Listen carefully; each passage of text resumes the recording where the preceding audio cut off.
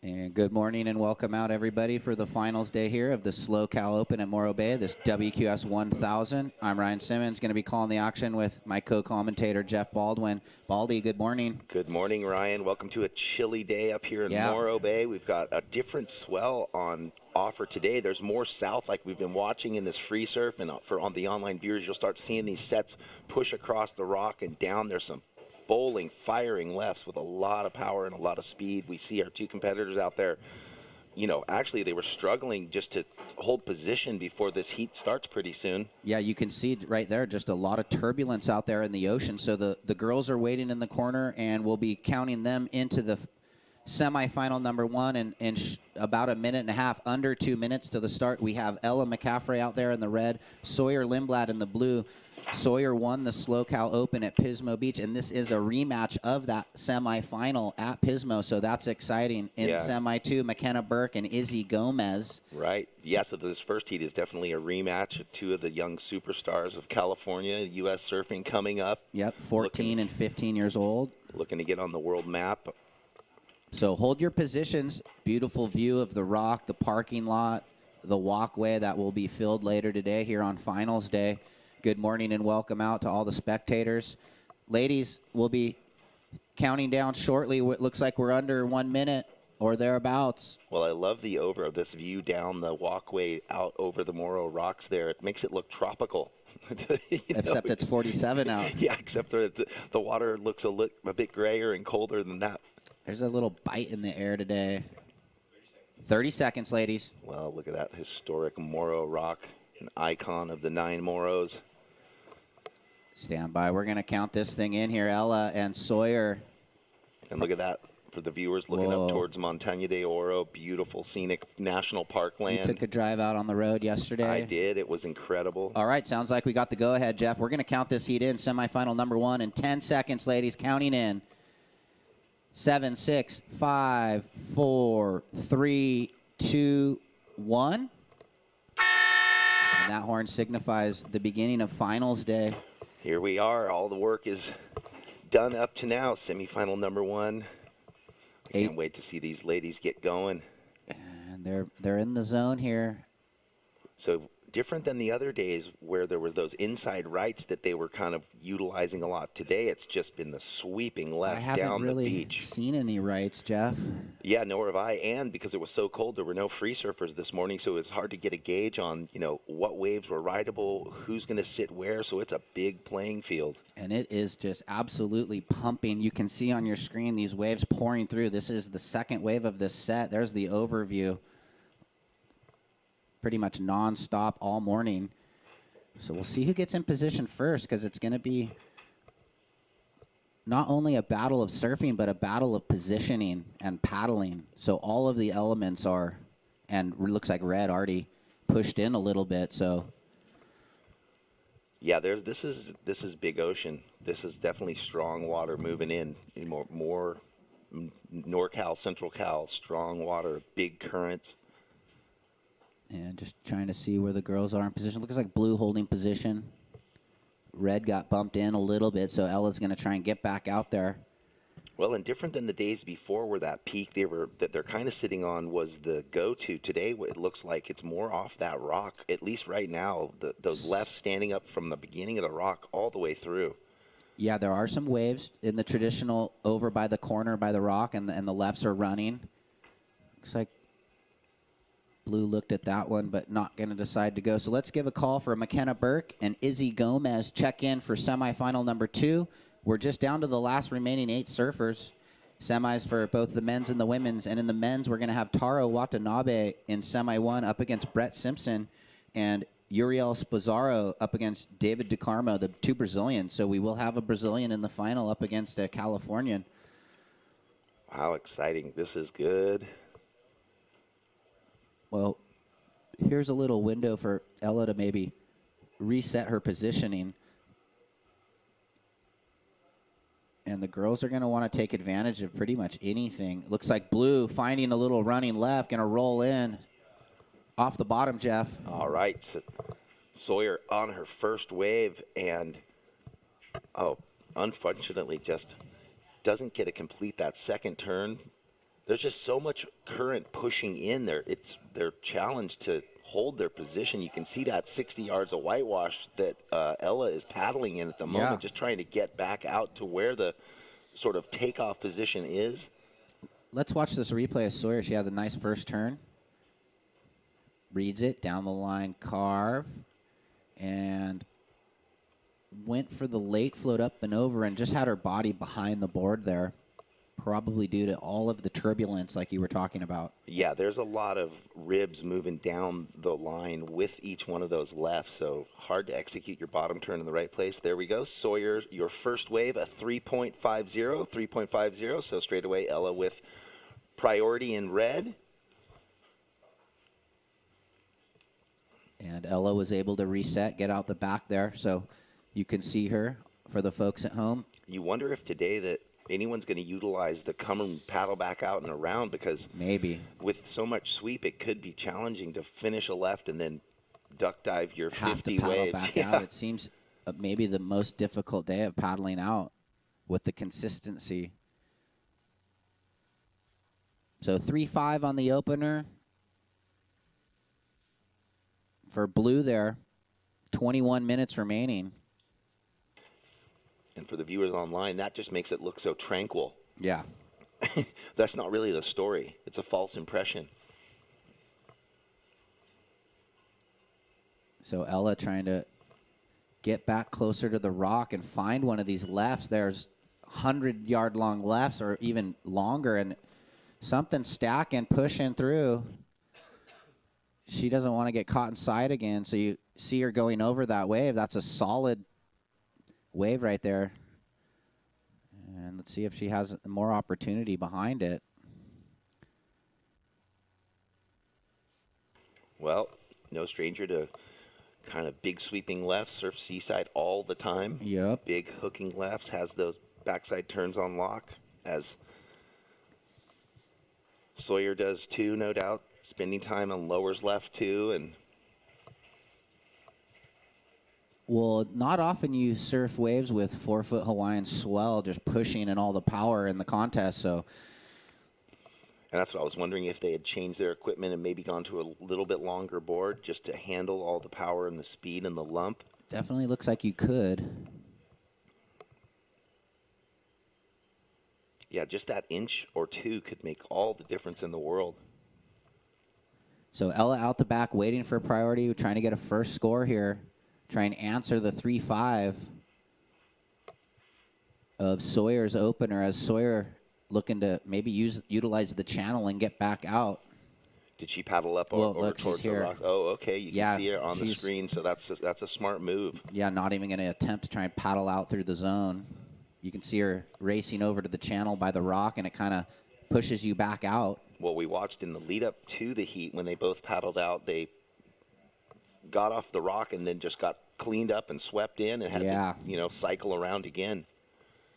So you can see Ella holding priority.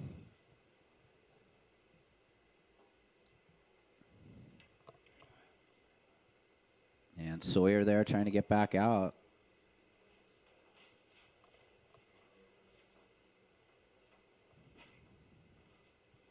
Yeah, so they're definitely going to, I don't know how long they were watching before the heat started or what, but definitely have to adjust the game plan or strategy from the days before, because we've seen very few of the rights that tuck up and come towards the jetty or the rocks, which is what they were riding, both those rights and the peak left yesterday and the day before. So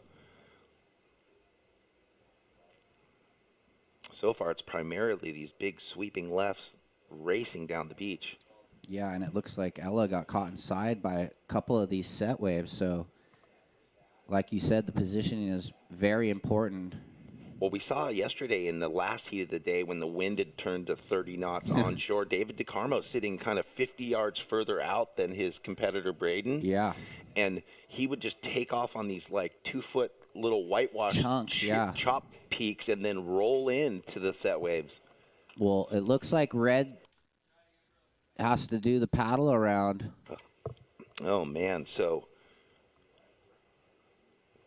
we'll see if she tried to move in a little bit to find that mid-size wave after those first 3 bigger ones then, and got caught inside by the next set because it's almost nonstop consistency. So yeah, there's 4-second trough between, it seems. I don't know what the intervals are, but all I know is that the waves continue to pump through. There's no stop, no break. So 8 minutes off the clock here, 17 minutes remaining, and the 3-5 on the board for Sawyer. Yeah, the girls are going to have to readjust and maybe get out the back a little more. You can see Sawyer there in the channel, biding her time, waiting until she shoots across into the zone. So checking in, McKenna Burke and Izzy Gomez here, semifinals of this QS 1000. The event at Avoca finished yesterday. I think Matt Banting, did I say, won the men's? I think you're right, yeah. And I didn't. Sarah Baum, I think, won the women's. Well, so congratulations to them. QS 3000, that's a solid result for both of those surfers. Matt Banting trying to get back to the tour. And Sarah Baum, Aussie. Such a fun surfer to watch, yeah. His Oh, 1 year on Banting? tour, and then the injuries, and he just had kind of that bad luck run, you know, where he'd have those heats where he'd get the 16 or 17 and his competitor would get the 18. Yeah. All right, well. And I always think, too, like, I remember watching a few heats at lowers where I thought the surfing was so spectacular. And, you know, the judges they hold that bar so high for the rookies. There's a bit of that underscoring. The truth of you have to prove it to get there. So sometimes I'd think maybe it was like a 7 and he'd get a 5-5, and you're like, oh, man. So tough psychologically. Ella looks like she's somewhere getting closer to out the back. Well, they're kind of just hanging in the channel right now, Jeff. So you can see them there, and you can see the lefts that we're talking about just peeling off. So they got to commit to get over there, but they're a bit worried about getting caught inside. So with 15 minutes remaining.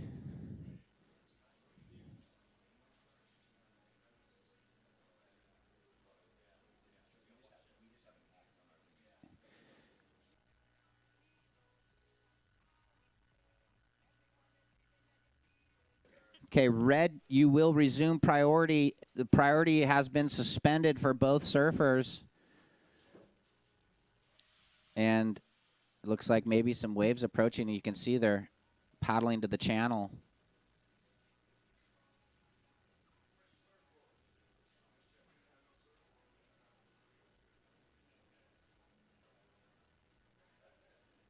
Yeah, Jeff, the girls are going to have to readjust, like you said, the strategy. Yeah, right now, they're thinking they're going to be getting those little rights in the channel, but there's none of those. Yeah, they need to, well, as you can see, if you're watching online, they're there in all that white, soupy current area. And we're wondering, they need to get a little bit further out into that green water where the open faces are coming through. And also you can kind of alleviate the duck diving. Well, when there's no waves, you can shoot across and get across on the other side where it's a little bit safer, cleaner water. So hopefully they'll do that in the next 14 minutes. Right now, Sawyer in the lead with the first wave, the 3.50 red. Okay, so priority is with red, second priority with blue. It looks like Ella has committed to paddle across. Yeah. But now swooping back, looking for the right.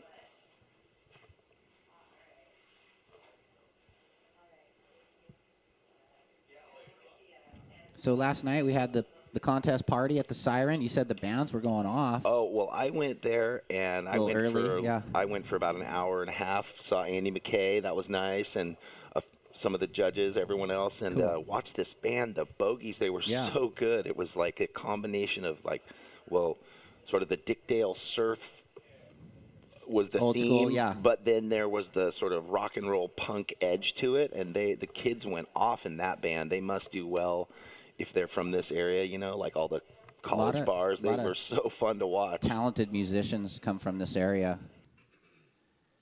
So, yeah, I was impressed and had a really fun time watching them. Well, here we go. Thanks to 805 for putting that on, and thanks to the WSL. It was a good event. What a cool bar, too, the Siren. It's an old historic like sailor bar from Okay. the early days, but then it's been all retrofitted, and I guess it's one of the main music venues up here. I heard that the night before Black Flag had played there. Oh, wow. And it was a sold out show, which we didn't even know, and it was 20 yards from our hotel. Okay. So the girls have moved a bit into a better position, but you can see them kind of hunting around. They've kind of moved to the inside. Well, Ella's making her way out the back, and Sawyer's definitely staying inside and going to just end up, getting cleaned up again. Yeah, so.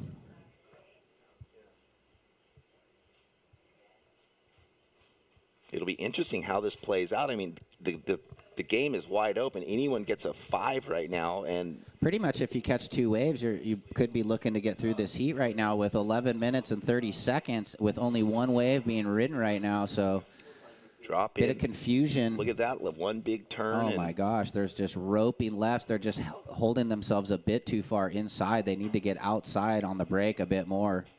With 11:15 remaining, coming up next, McKenna Burke and Izzy Gomez. That'll be another good matchup. McKenna has been a standout in the Slow Cal Opens at Pismo and at Morro Bay, and Izzy Gomez has been one of the dominant forces in this women's QS 1000 this last 4 days.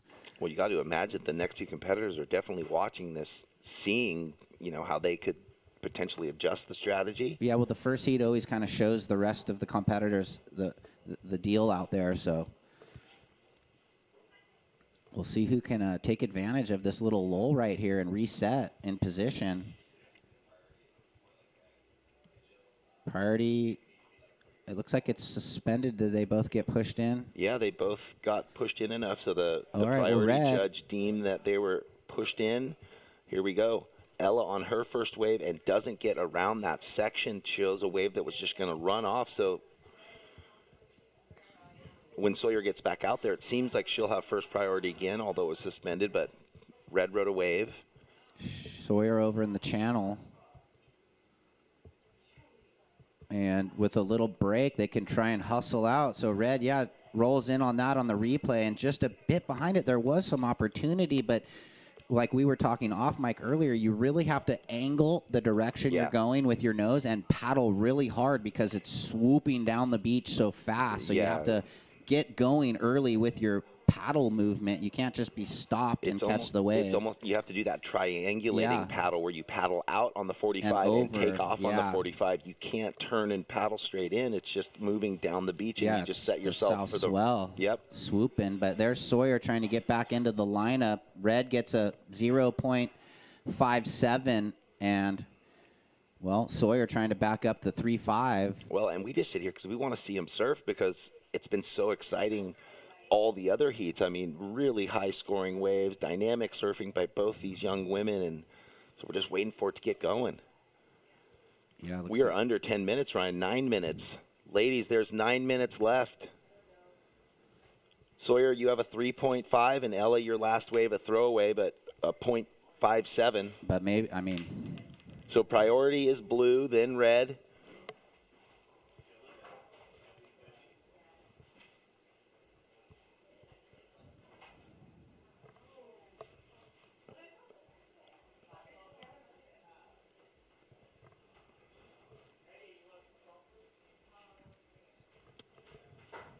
So 8.5 remaining, Jeff, in this heat. And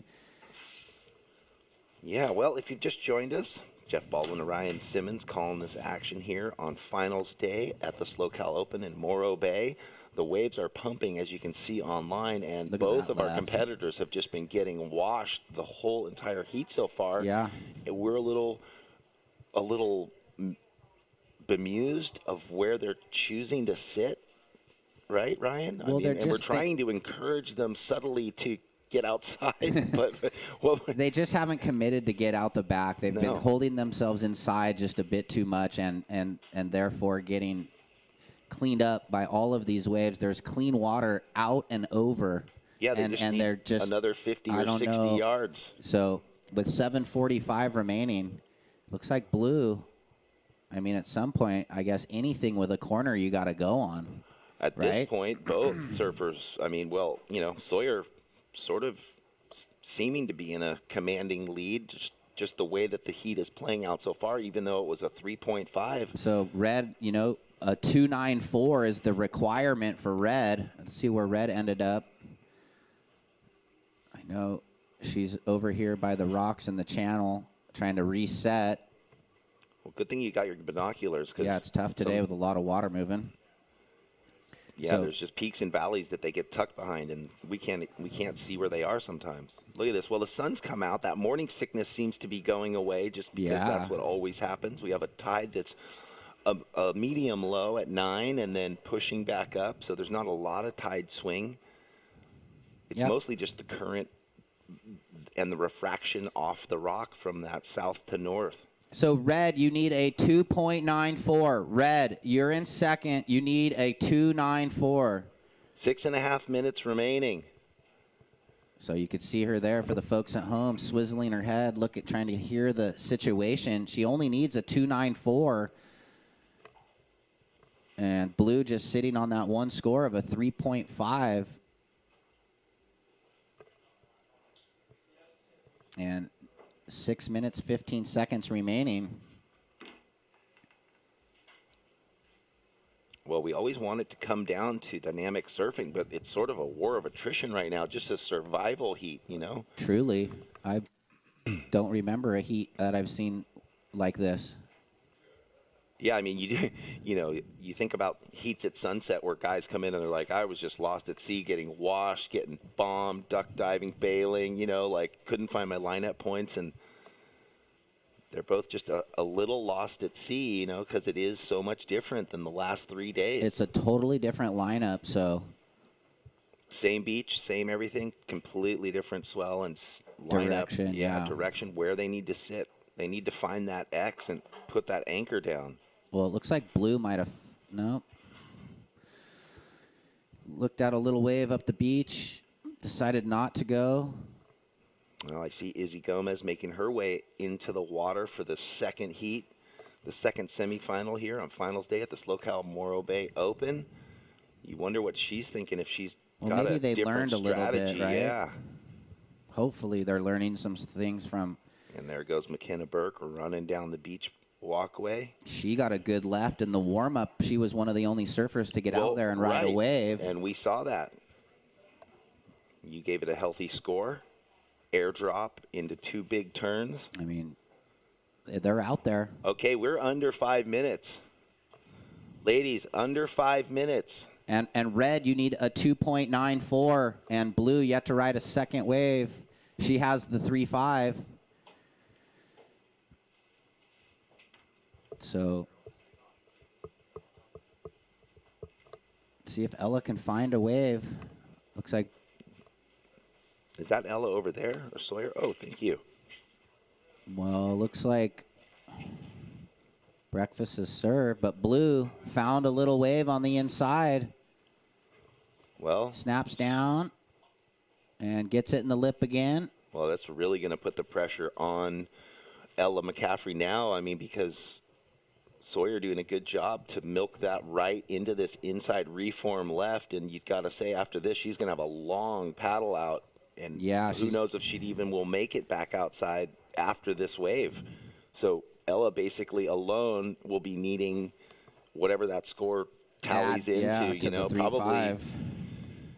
probably something very substantial. So not a lot of time to get 2 waves for her, because her 0.57 definitely isn't going to factor in after Sawyer's last wave as a backup, Here so it is. Let's watch. And she went up the beach and was a bit more inside, but found one of those in between the set waves, and a wise decision to go. Yeah, that's really going to tighten things down. And I'm not sure where this is going to go, but Ella's going to need a good score or excellent score with the combination of Sawyer's 2 waves. And there it is, 5.83. So red, you need an 8.76. Just under 3 minutes. And here we go, Ella down the beach. Will she get around that section? She does. She turns down, and she doesn't go for that second turn. So maybe she was worried if she committed to that second turn, she'd be stuck inside and wanted to get a second. I don't know. Wow, let's watch. Well, they finally found themselves over in what we've been calling kind of the right area. And because these lefts are just roping down the beach, and nice swoop there, and so that decides not to lip line connect. Maybe there was that left wobble and just didn't look right for her. I'm not sure, but and unfortunately that very first section didn't open up for her to get the dynamic first turn. But like you said, maybe kicking out to think it's a two-wave scenario. There it is, 2-3-3. Now she needs a 7. So let's see if she can get out there in 2 minutes and maybe, for Ella. Yeah, so I guess her goal is to look for one of those medium lefts or medium rights like Sawyer just got, and see if she can manufacture a 7, or if the wave decides to just give her the love. So Ella up the beach might be able to get back out there. Oh, really? So yep, she will get nice, strong paddle power there. That was, she rode a long wave. And you can see her over in the middle, and she's got a little bit of in the channel right now. Red, you now need a 7. Last of blue, 5-8, 5-8-3. So Sawyer trying to, you can see her there for the folks at home. She's paddling back out. And she's now going to want to try and get rid of the 3-5. Well, Ella's over in a better spot now, and maybe between this set, something's going to percolate for her to look for that 7 and get a second wave. I mean, she's really only caught one. The first was just an up and out. Just something with green water to get her feet in the board and rip it up like we know she does. Under a minute, under 1 minute. She might be looking at something. Nope. 45 seconds. Priority with red. You need a 7-0-0. Possibly this. Well, I mean, anything, really. Well, you keep your eyes on it, because we're down to 30 seconds, and I'm going to. She's going on that one.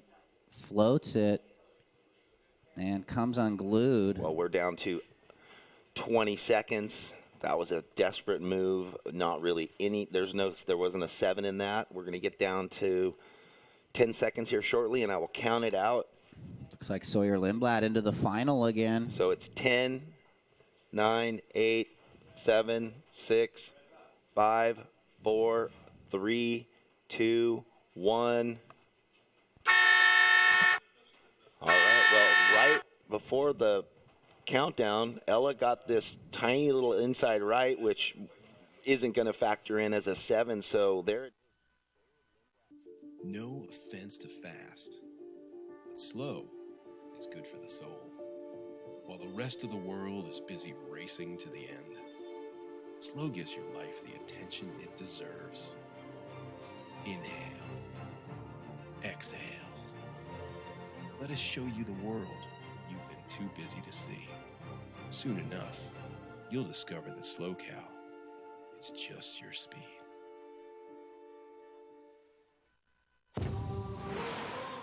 How do you know you're in the presence of a legend? When there's not a break, hit, drop, trail, or challenge they can't handle. There are many SUVs, but there's only one legend. Legends aren't born, they're made.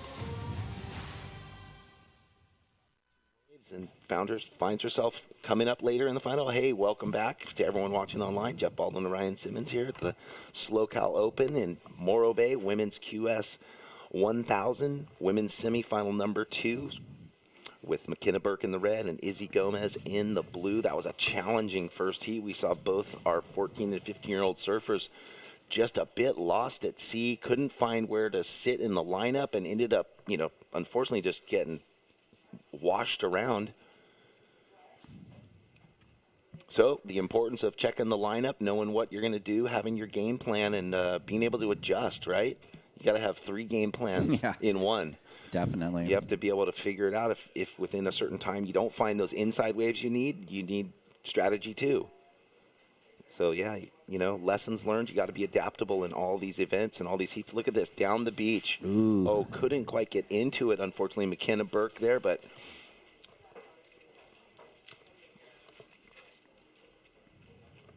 top 2 waves, 25-minute heats for the women's and men's semifinals. Coming up in the men's semifinal number 1, right after this, Taro Watanabe and Brett Simpson.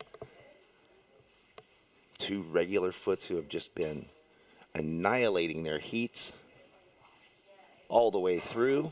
On the other side, what's interesting, the second semifinal with David DeCarmo, he's come from the very first round, so the one surfer who wasn't seeded, and he has blazed every heat. Brett posted that photo of the front side hack from did? The over here angle, and it looked really good. Oh, yeah. I bet. Go check his Instagram. I will. Yeah, that was the super turn. Definitely one of the funnest turns of the event. Hot Wheels track turn. Just well, there what you want to see. Oh, yeah. Yeah, we congratulations, Sawyer, into the final again. What an epic run she's having. Although, you got to say both surfers probably are coming in going, what just happened? That was crazy out there. I'm sure that neither of them have had a heat like that in a long, long time. Maybe since they were really, really young, But hey, it's like anything. Down the road, you don't look back and say, I won with this score. It's just that I made the final.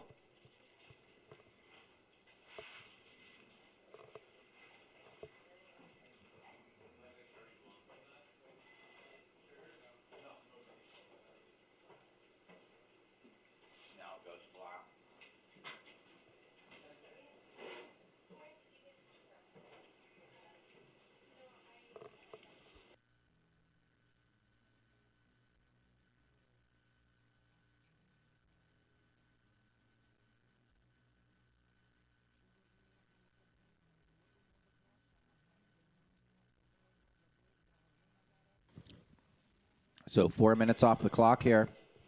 See who's going to get onto an opening score. It's a bit of a lull, so pretty much nonstop the first 25-minute semi, and now the ocean takes a bit of a breather. You can see the girls readjusting back towards the rock. There's these, and so now that they've gone far enough down the beach, they can kind of paddle back looking at the wave from outside and on the other side of the breaking part of the wave, where the surfers in the first heat sort of never got beyond that one point where the left was breaking. On the other side of it, they got stuck close to the rock, and that was the theory there. Yeah, they were just stuck in that vortex of swirling, soupy current, and couldn't really kind of get themselves out break of it free. Or show. Yeah, then every time a set would come, they get pushed in another 20 yards and duck dive 10 more waves, get swirled around. So, like you said, though, there's no pictures on the scorecard, so nope. Sawyer into the final. That's all that matters. And here we go with some waves approaching. No priority to start the heats. No one's ridden a wave, so the surfer on the inside has the right of way until someone rides, and then if someone rides a wave, the other surfer will gain first priority. So here we go. You can see, for the folks at home, the drone angle, that's the left we're talking about, and see how they're just on the other side of it and able to get under that. So the positioning a bit better right now.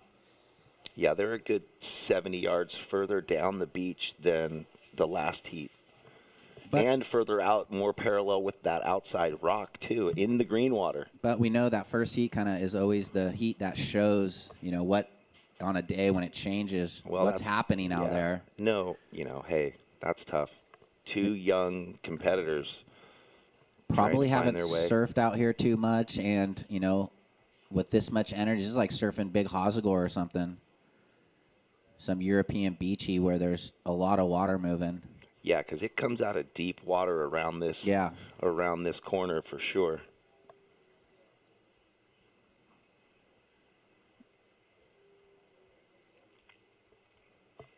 Anyway, it is a beautiful day. The sun's out. The weather's warming up. It was 47 degrees this morning, so it was a bit chilly. And it is a great day for finals. Tons of surf on offer. It's just who can tap into it, who can find the positioning, drop anchor, and get that first wave, start to feel comfortable. And that's really what it is. It's cold, it's powerful, and no doubt there's some nerves rattling around in the competitors. Yeah, there definitely is. But you got to say, you need to think quick start too, because every paddle out's a 4-minute plus paddle out if you ride a wave a long way. So there's not a lot of time to waste. Well, that helped Sawyer get that early, and let's throw it down to Kelly with Sawyer. Back into the finals. Congratulations. Thank you. Okay, how was that heat? It looked a little tough out there. Yeah, I'm like really scared of big waves, so oh my gosh. I was just trying to hide underneath the rock, but it was really dumpy right there, so I should have just gone a little bit further over. How are you feeling? I mean, this is pretty big. In a month's time, you won Pismo, and now you're into the finals here in Morro Bay. Yeah, it feels amazing. And you're freezing, right? Yeah. So what are you going to do? Go sit in the sun for a little bit, get that wetsuit off? Yeah, just get warm. Get warm, all right. Well, good luck to you. We'll see you soon. Thank you. Back to you guys. Okay, well, hey, honesty is the best policy, right? And young Sawyer just says, hey, I'm scared of big waves. We kind of felt like, is that the issue? But we didn't want to, like, call her out. But she can call herself out. Yeah, so, hey, that's okay, right? It takes a while. It takes a long time to get comfortable in big, open ocean, cold waves. It's funny. Those nerves are hard to push away. As a surfer, we've all been there. And it just takes, that one wave, and then you get your confidence. And well, it was the first wave. She got a little too much out of the second turn, but it factored in that wave. I'm looking down below us right here. Brett Simpson, who's coming up the next semifinal, he's talking to Sawyer. He's like, coach mode. That's where you need to be. Don't worry about it. Well, and because, look, these girls, they're over and out just that bit, and they're just sitting in the clean water, and it looks like they haven't duck dive wave. Not too many. No. Anyway, we are down to 16 and a half minutes and still waiting for an opener. Another. So they're in the right position. It's just what's going to come and who's going to get it first and when will the ball get rolling. Yeah. Because any wave that comes with an open shoulder over there, gotta go. Big scoring potential. I mean, you could get 3 strong turns on any wave that comes over there. I mean, these girls got to be thinking like soon ride a wave. 15:45 on the clock. Here's a little something pushing through. And are they too far? Have they gone too far across? I don't know. It's hard to tell now. But like I was saying, it's a long paddle out if you do ride a wave a ways. So they got to get something. They got to get something going. So checking in, men's semi number 1. It's going to be a great heat with Taro in the red, Brett in the blue. Just looking to see. Looks like nothing doing there on that one. You can see from the drone angle.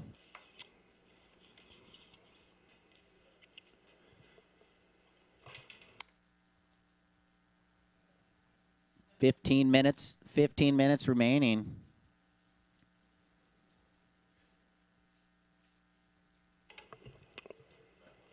And both of these girls probably in uncharted waters. I don't know if either of them have been in a QS final, but we'll have to check the stats. Well, we know one of them's going to be. Well, I know, and that's what that's what I'm saying. Sometimes when you get to a place that you've never been, there's nerves. So well, on both ends, uncharted waters, right? Surfing Morro Bay with big open ocean swells pounding you and or a final. So we just want to see the surfing, and I didn't expect this because we've had such solid surf the whole event. And everyone really was getting waves. Just the angle. Just the angle, yeah. Like the size, it's the same size. Or it looks to be from up here in our vantage point in the mid-state container. Thanks to them for supporting this judges, commentator, scaffold container that we've turned into a cool little zone to view the events from. Yeah, I was thinking about last night. You could turn one of these into anything. You could have a living space. You could turn it into a little office. You could turn it into a gym. Like have stuff on the outside and the inside. Maybe hit up mid-state containers for a couple of used issues and make yourself a little tiny home. Or, I was thinking a gym. You could make a super badass little gym. Wow, big sets, pushing. Oh, my goodness. They get under it, though, because they're out far enough. Oh, you saw on your binoculars? Yeah, well, they got through the wave, but look at these waves doubling up. It's pretty solid. McKenna, whoa, she's looking, but that would have been a heavy section. Let's see it. Love to see these girls roll in on one of these bigger waves. Full commitment. The semis, 25 minutes, competitors. Yeah. Yep, men's too. Yeah. Just let them know, 25-minute semis, 30-minute finals. That's the breakdown for the competitors. All right. Well, hey, we are waiting for our ladies to get started here. They have just under 13 minutes. Wow. Well, we thought something different was going to happen in semi 2, and it's sort of the same. Tough to find them. Anyone that rides a wave, that could be the deciding factor. And looking at these lefts, waiting for the ones with the corner. This next one, possibly. Well, Ryan, let's do some. Go for it. Let's do some sponsor shout-outs because we've had so much fun, and we are going to have fun today. We're just waiting for the action to start, but thank you for joining us here. This Locale Open at Morro Bay for the men's and women's QS 1000. We are into the semifinals, the second semifinal of the women. Sawyer Lindblad made it into her second final. So thank you to Vistas Locale, Dignity Health. These are all our amazing sponsors that have joined partner with Andy McKay to make these events possible here in Pismo and Morro Bay. So Vistas Locale, Dignity Health, Jeep, the official WSL sponsor, 805 beer from one of the local breweries, Mid-State Containers of what you were saying. Thank you to La Serena Hotel, Masterpiece Hotel, Best Western San Marcos Inn for putting us all up, housing us, and making us feel comfortable. Everything's in a stone's throw from the beach, from the harbor, from the downtown walk around. Such a beautiful place to come and be a tourist. Every little cafe, every little coffee shop, restaurant, the whole place is beautiful. Thank you to the city of Morro Bay for working with Andy, getting us the permits, participating, supporting, to Peak Wi-Fi for connecting us to the world and making it easy for us to broadcast this and have a clean experience. Natural Healing Center, the Cool Cat Cafe, Hubble Real Estate Group, Mechanics Bank. Everywhere I drive, I see Mechanics Bank. Pack Design Group, Sunrun Solar, Aqua Systems, Mosh Pit Digital for doing a great job. We almost had our first surfer ride, so I will continue on. Sunshine and Rain Photography, had a fun time with the husband and wife who run that last night. Got to talk to them. It was really a cool conversation with both of them. Hope to see them out at their booth in a little bit. Surfing for Hope, Catch Some Air, and Aaron's Rental. And also, if you're interested to get involved in any of these events, if you've been watching, you have a business, you have a company, you want to promote it through this format here on the website with us or on the beach activation, you can contact Andy through surfersoftomorrow.org. He's open to all conversations about how to grow this movement for young surfing in California. Is this something? And there we go. Blue. Blue is up. Oh. Maybe not. No. So, still no takers. Wow, down to 9 minutes 45. Well, I mean, we even thought if the first heat was crazy. It's a different personality. The last time they were just the first heat, they were just stuck in the whitewash duck diving and getting washed around. At least these two are out the back, but now they're just, the waves aren't coming their way. And even if on those two that they paddled for, even if they went, it was just a drop in and nothing. There really wasn't a shoulder to either of those waves. This could be a one-wave heat right here. You really could. And, I mean, so, yeah, you got to think who's hungry for priority, or because there's no priority. Well, so who's hungry to right. just get a wave? I mean, we're already down to 9 minutes 10 and no waves ridden. At some point, someone's got to make a move. Very, very interesting. Like you were saying, you hadn't seen a heat like that other one. And this thing's a bit stranger. Yeah. It's a little bit of, like, you know, they're kind of sitting next to each other, and they're kind of looking at each other like, what are you going to do? But at some point, here we go. Look at this. Yeah, who has their game plan in order? Who's going? Nobody. Oh. So McKenna was trying to get into that and couldn't. Is there one behind it for Izzy? No priority until someone rides a wave, so it's who's ever got the inside position has the right of way. And down to 8 minutes 20. Looks like the men's semis are going to paddle out there. You can see the girls going up and over. I guess this is when you would maybe want to try and get a wave, like young Sawyer. Who knows? Well, finding those mid-sized clean ones. Like you said, it could be a one-wave exchange because Well, the longer if 3 minutes goes by and they each get a wave, the paddle back out is so long. yeah. Yeah, I mean, well, what's going to happen? I don't know, but 7 minutes 50 looks like. Or could it be like the one wave and then they're just way on the inside and get a whitewash with a reform, mini Huni style? It's crazy to say here, you know, but what right? Time call, 7:30 remaining.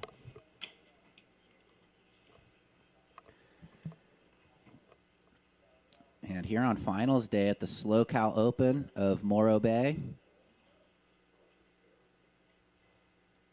Men's getting ready to head out there next, Taro and Brett. So when there's this kind of lull between those sets, that's when you think, okay, is someone going to actually now, instead of holding position outside, paddle in and get the medium, smaller wave just to, you know, as I was talking about before, you got to have multiple game plans to switch to at the times of the heats, right? Well, I mean, if you don't start fast. They've waited this long. At this point, I guess you're thinking you need open anchor. face wave. I now I need a good one. Is that the thought process? Who's got the inside? I mean, it looks like Red is motioning. And if she can get into this one, it's got a corner on it. Jeff.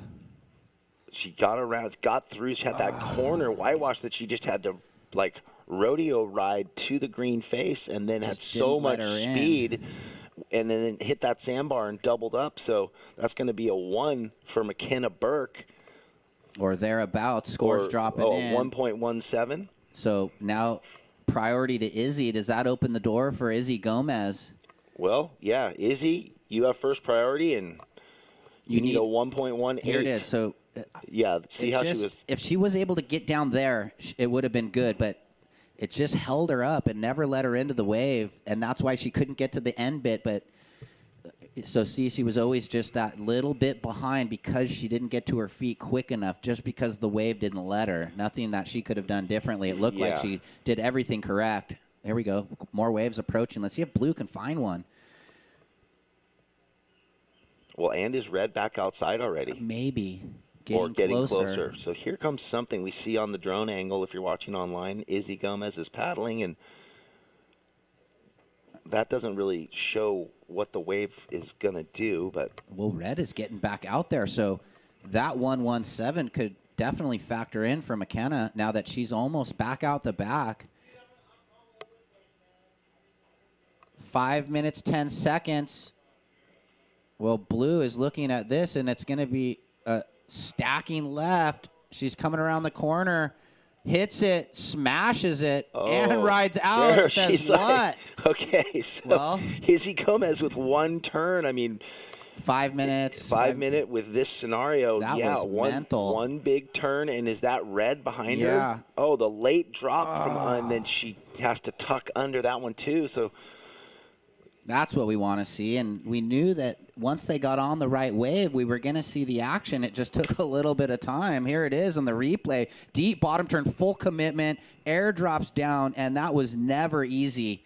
And you could tell from the emotion. I think, well, yeah, two things. She was happy she finally got a wave, and she was happy she didn't get bounced off after she came down into that flat landing space and rode out of the whitewash. Wow, that's got to be a huge score for the conditions. Well, it is. A 7.33 right there. One big turn for Izzy Gomez, 7.33.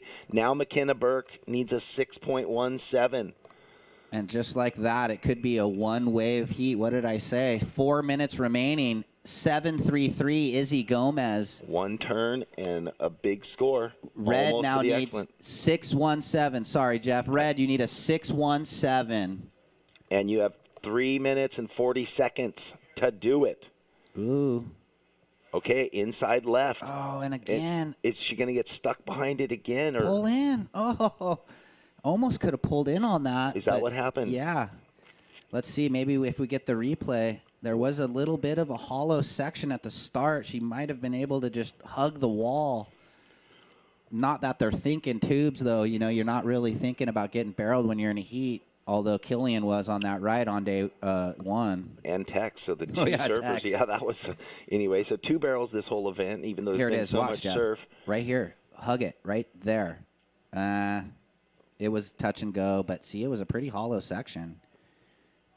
Well, at least she got out, tucked under with speed to get herself back outside with just under 3 minutes. She'll probably gain priority first. I don't know if Izzy, let's see, where is Izzy making the paddle around? McKenna, riding that little, maybe just more foam, is able to get back out there quicker. That also helps with the paddling, so she might get another opportunity to try and get the 617. Well, because she didn't straighten out on her waves and tucked under, she got that out momentum. of it quicker. Yeah. Anyway, 2.5 minutes. Can McKenna Burke get out back and find the 617? We just saw Izzy Gomez get a 733 on one set wave. Big redirect on the left, coming into the right. Yeah. Yeah, it definitely looks like it's warming up out there. Real chilly this morning, but beautiful bluebird skies. McKenna, there's 2 minutes remaining. 2 minutes remaining. You need a 617. And, wow, it was a bit sleepy, and then we woke up with that Izzy Gomez backhand hammer for the 733. Starved for surfing we are, that's why. For sure. Hopefully the men's can figure it out. Izzy still paddling back out. McKenna out there with only a minute and a half. She needs a 617. I mean, yeah, boy, just will the ocean provide her any opportunity to go right or left and execute one big turn? And at what point does, Izzy think about, like you said, riding something to put a second number on the board? Yeah, just anything, a 1 right? foot reform and come in because there's a minute and 10 seconds left. I see McKenna frantically paddling. Okay, this is her opportunity. Oh, it's always going to be. That one wouldn't have really given much to her. So we are down to under 1 minute. 55 seconds, girls. You see McKenna on the overhead view there. And this one's going to close out the bay. More waves approaching, I think. Well, Izzy, we've said it redundantly. It only takes 1 second to stand up, so she's got 40 seconds. Ooh. She's looking at this one. She's going. Oh, and just chasing down the beach on her. Again, has to duck through with 20 seconds. Well, you keep your eyes peeled out there. I'll watch the clock count it down. Don't know where Izzy ended up. Oh, she's just still paddling, duck diving. Yeah, I don't. So we are 10 seconds. 9, 8, 7, 6, 5, 4, 3, 2, 1. And Izzy Gomez on the one wave into the final. Congratulations. Fast can wait. Slow will set you free. Because here in SLOCal, slow is not falling behind. It's the freedom to catch up with the things that matter most to you. Soon enough, you'll discover that SLOCal is just your speed. I don't really remember when I caught my first wave, to be honest. I just remember we would go to the beach a lot. As I got older, I progressed at surfing, and I began surfing Mavericks and living in Northern California and applying all the techniques to surfing big waves. It's like nothing else.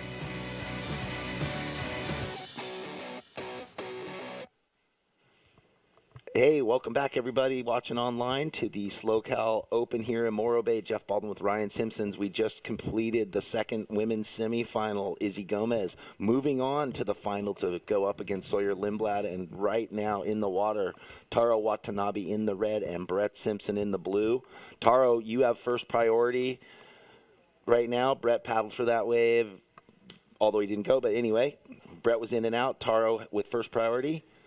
Everyone watching online, thanks for joining us here on Finals Day. We have crazy, lumpy, bombing surf. We just saw two really unique, challenging semifinals on the women's side of the bracket, Ryan. And, you know, one wave surfed by Izzy Gomez gets a 7.33, and four waves of McKenna just ones because she just couldn't find the right section or the right wave, and the girls before, they just couldn't get much going. So now we've got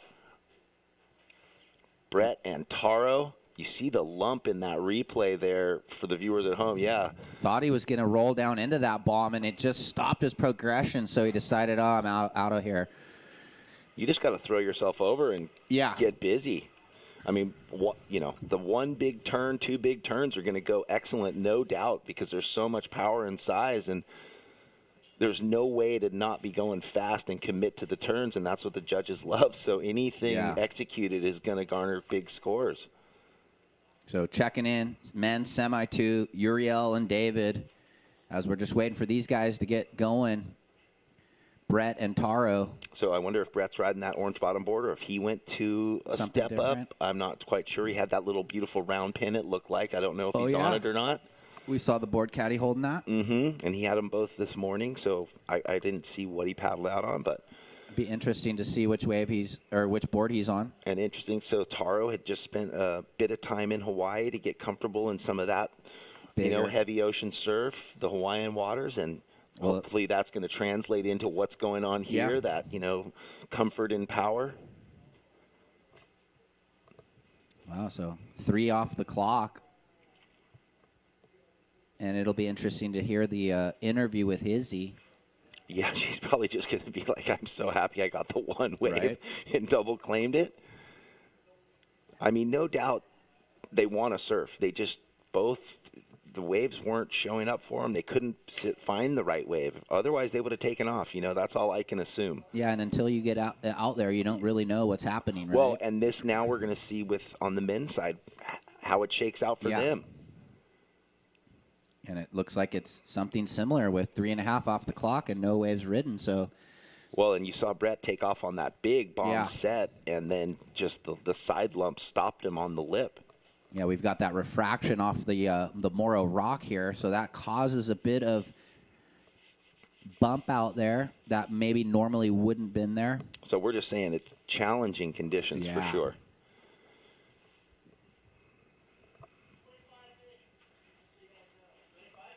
Yep, the semifinals are 25 minutes long. The finals will be 30.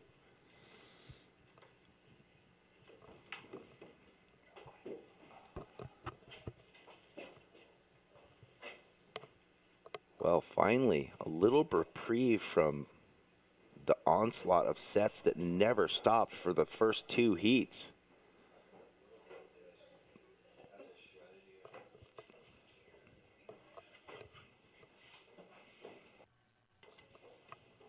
Both surfers definitely sitting in the right zone, as we've talked about and seen so many lefts sweep through that area. Very few, we haven't seen any rights. Not that there's been any right surf, but we just haven't seen any rights coming off of that peak like we did the last 3 days. I'm sure these guys know it's going to be a few waves. A few waves and that's it. But in between, while the boys are sitting out the back and we're waiting, we're going to throw it down to Kelly for an interview with our last heat winner, Izzy Gomez. I'm down here with Izzy. Congratulations. Oh my gosh, thank you. Looked a little hectic. Describe what was going on. Yeah, that was probably one of the sketchiest heats I've ever surfed. Neither one of us caught a wave for the first pretty much 20 minutes. So, I mean, I surfed like a 5-minute heat. And yeah, I was just super lucky to get that one wave and just be able to hang on to that turn. And it was pretty critical. So I'm just glad I got the one wave to advance. So I'm really happy. And your big wave surfing skills obviously showed off today. Yeah, I'm pretty comfortable in bigger surf, so I'm actually really stoked that it's like this and not like normal QS 1-foot waves. So yeah, it's definitely working out with my style of surfing, and I'm just really excited to be in the final. Like, I can't believe it. Congratulations. Thank you. And good luck to you. Back to you guys. All right, thank you, Kelly, and congratulations, Izzy, moving on into the final, which will be up later. In the meantime, we saw Taro Watanabe get his opening ride and definitely looking comfortable, finds one of these more medium, slopier roll-in waves and just does a great job to, ride it to the pace of the wave, relaxed, putting his board in the spots that mattered between the lumps, not trying to oversurf it. I mean, right there, you just see how comfortable he is, where he did the little waggle, check back, one more turn, and another roundhouse. So he'll be way up down the beach, looking for more action. Now Brett out the back with priority. That wave for Taro, a 3.5. So Taro, that was a 3.5. Just under 18 minutes now.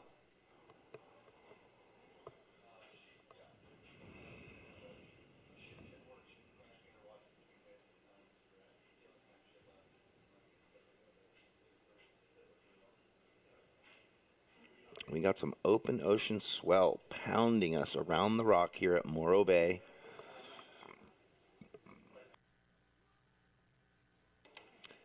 Our surfer in red, Taro Watanabe out of Malibu, up against Brett Simpson from Huntington Beach. Taro climbing the ladder to future stardom. Brett Simpson back in the game. Here we see Brett on a big left, one massive turn, and will he ride out? He does not. So Brett, knowing the gamble's worth it to get that one big turn in. Good scores can be earned from that, but eaten alive by the oncoming section. Well overhead wave, and I mean full commitment. Looks like the fins just maybe broke free in the lip, and there wasn't enough speed coming down and out of it.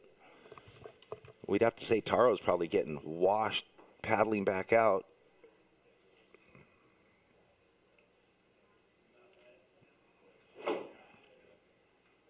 Taro's almost back out, paddling back over that big right down the beach. So Taro opened with the 3.5. Brett just gets a 1.5 on that non-make but heavily committed backside turn on a set wave. And just about 16 minutes remaining. You can see that left peeling off there on your screen. So still some really good long lefts peeling through.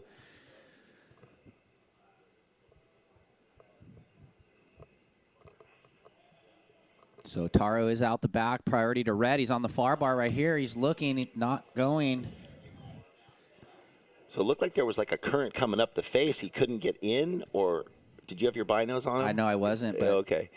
I wasn't sure if he paddled and the wave just wasn't going to let him in, or if he saw something down the line that made him stop paddling. But we are quite a ways away from the waves, ladies and gentlemen. If you're watching online, Taro looking for this reform right. So this will be one of our first rides. It just could be the big one-turn wonder, and he rides out strong. So Taro with a smart move.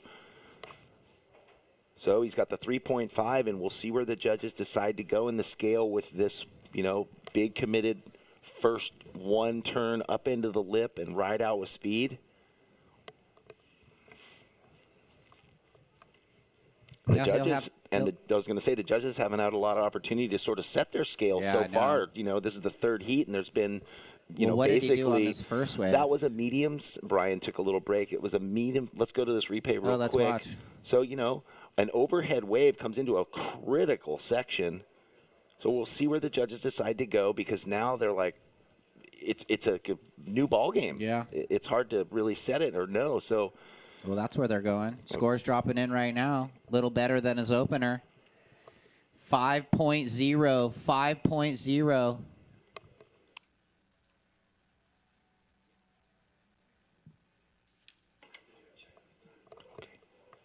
So just over 14 minutes. Last of red, 5.0. That goes with a 3.5. Brett, you now require a 7. So you were asking what Taro did on the first left. It was a medium-sized left that was slopey, that had these little soft sections, and he just surfed it real, to the speed of the wave. Slashy, it wasn't vertical, it was down the line, but it was just him getting his feet in, nice down carves and roundhouses, and he looked really comfortable and loose. Priority with blue.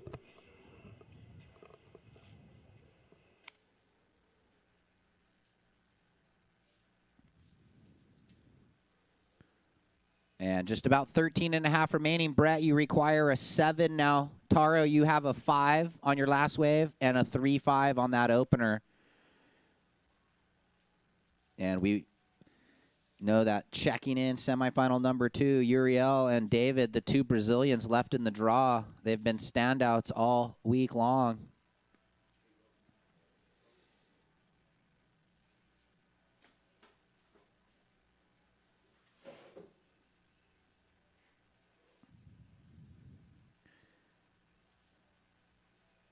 And so just about the halfway point of this men's semi-1.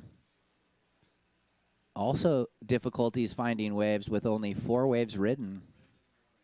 Red, you have a 5 and a 3.5. Taro, you're in the lead with those 2 scores. Blue needs a 7.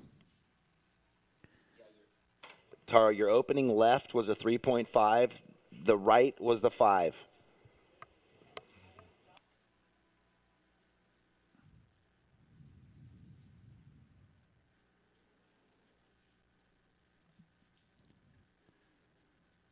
You can see Brett there waiting for his next opportunity, holding on to the first priority, surfer in blue. He was in the final at Pismo with Kevin Schultz.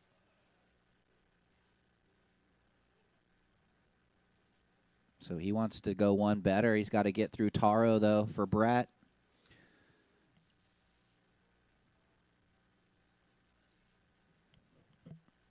And conditions a bit tamer, maybe nearing that dead low tide. And it'll get real fun once the tide turns and starts pushing up for our finals.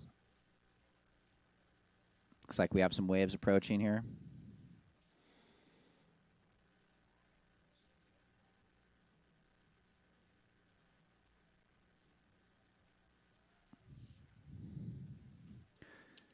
And, yeah, the boys are moving, trying to find the takeoff spot. Brett with priority in the blue jersey. He's not able to get in. Taro down the line. He might, well, he was sort of interested, and then he wasn't interested, and he might have been a little bit too far back on that one. And it looks like the boys are just resetting out there. You can see Taro moving.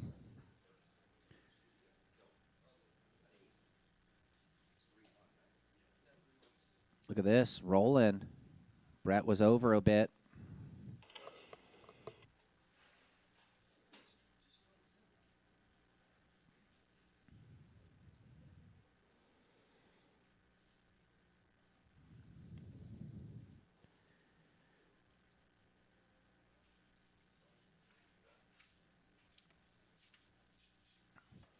So down to 10 minutes. Brett holds priority, looking for the 7. Taro in the red, second priority, trying to better the 3-5.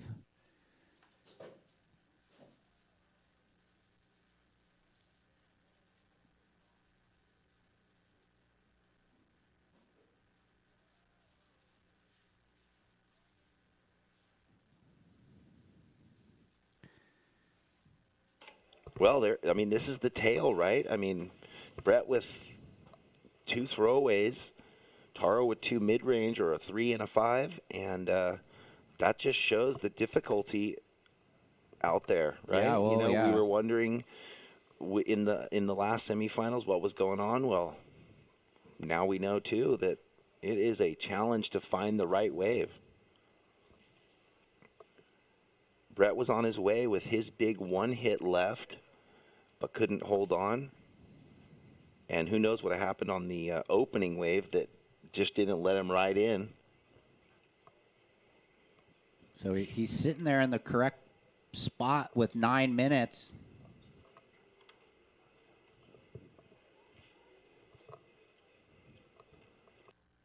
Just want to see someone get one of these stacking lefts that just offers a lot of opportunity. We see a lot of them. It's a head scratcher, that is for sure. Well, when we showed up, no one had free surfs this morning, too. It's changed. So, yeah, it has to be due to the angle of the swell compared to the last 3 days. South. Seems like maybe more south in the water. That because all 6 competitors so far are a little baffled.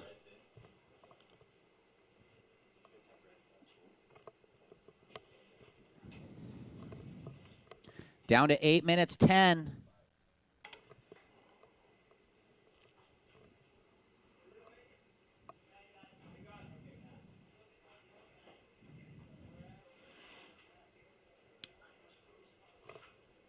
But it's lovely that we don't have that wind that we had yesterday afternoon. That was crazy, that afternoon breeze that came on.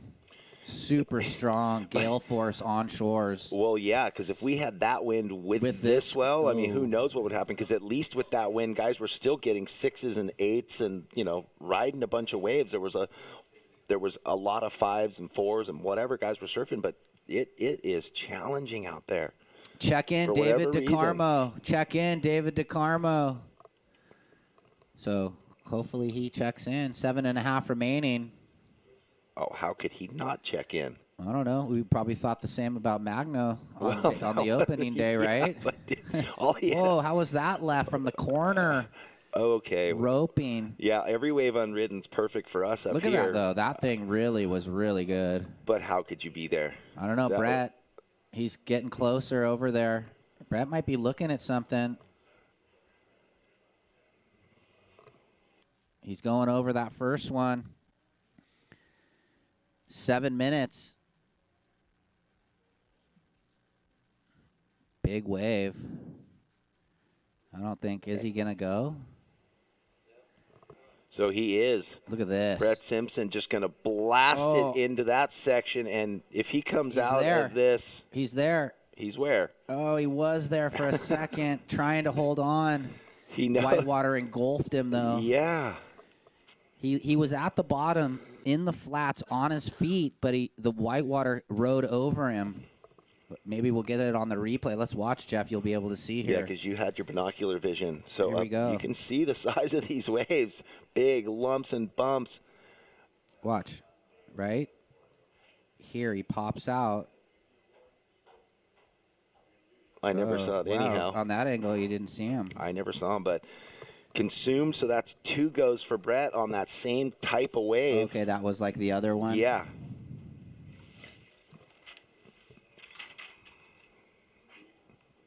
Go.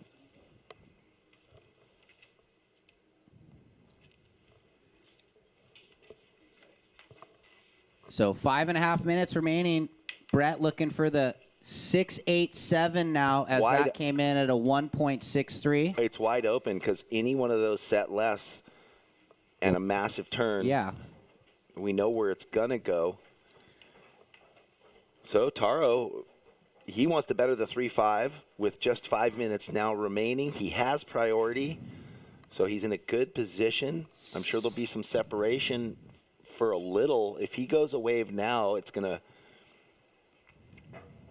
Well, and Brett, you know, looking for the 6.87, 5 minutes remaining. Taro motioning. Look at Taro. So this could be the wave that he really wanted. Look at that left wall opening up for him. Under the lip speed float. You could tell he couldn't go vertical into that. He had to go down the line, but still substantial wave, sizable wave, carried his speed, long bottom turn up into that lip line and kind of had to meet it and come down under it.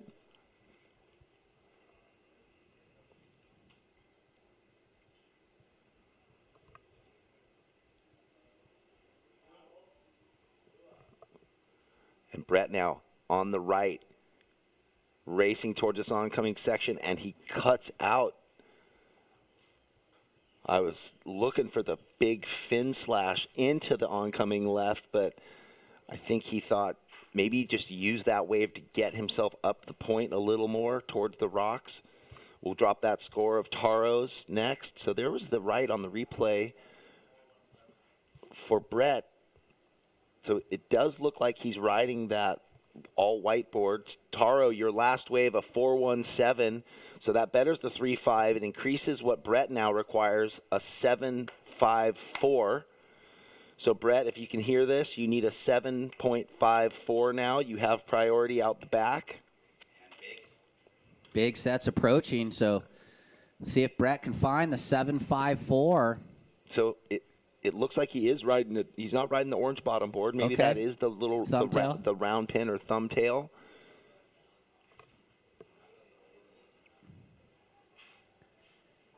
And you can see Brett there in the lineup with 3:10 remaining.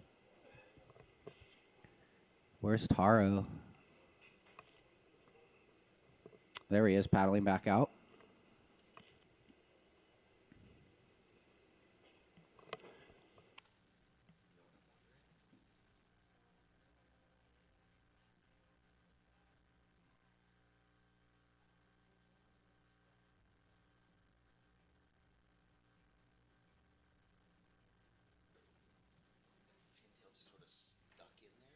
So priority with blue. And he just a bit outside for that one. All right, we have 2.5 minutes remaining, Brett. 2.5 minutes remaining. You need a 7.54. You obviously have priority. Yeah, he's just looking for one of those really good laughs. He's got an infinite amount of time.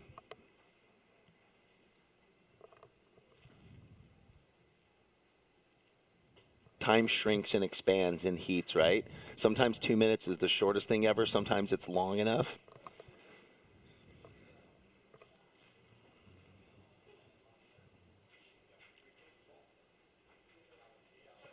Yeah, nothing you can do is except wait for that opportunity. Taro up the beach, going to try and better the 4:17 now.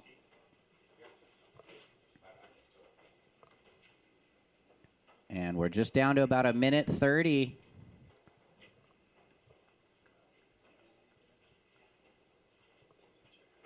I like this drone angle online. I want this angle when you see the sets coming through the rocks. That would be nice. Thank you.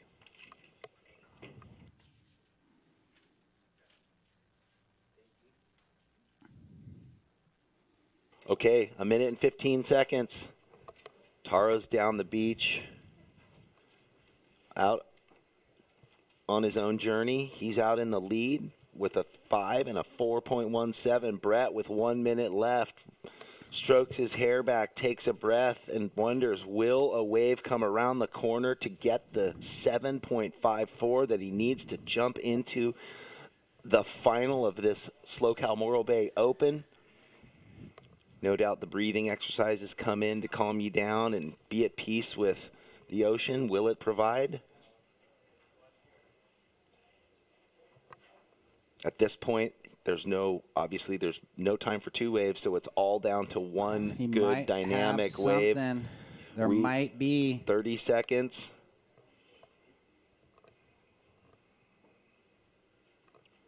$20 seconds. And just don't know. Eyes on him. I'll count it down. 10 seconds. 9, 8, 7, 6, 5, 4, 3, 2, 1. And it's Taro into the final. Well, Taro Watanabe. No offense to fast, but slow is good for the soul. While the rest of the world is busy racing to the end, slow gives your life the attention it deserves. Inhale. Exhale. Let us show you the world you've been too busy to see. Soon enough, you'll discover that SLO is just your speed.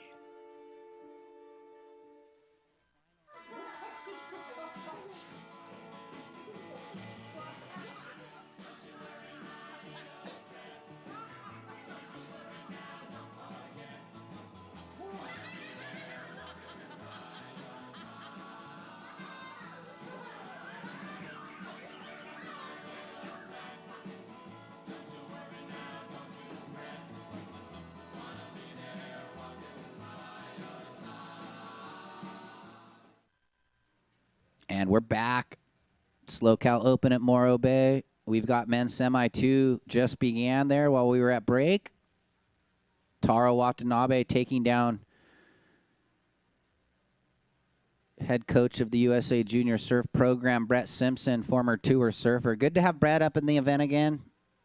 It's an equal third for Brett. Looks like we have a paddle. Ooh, red looking there, Uriel. And Taro into the final, and then he will match up against one of these Brazilian athletes. Both of these guys been surfing really good. Uriel, regular foot. He's all styled out. And then David has just been on a heater. I think he's won every heat. Lots of interviews with Kelly.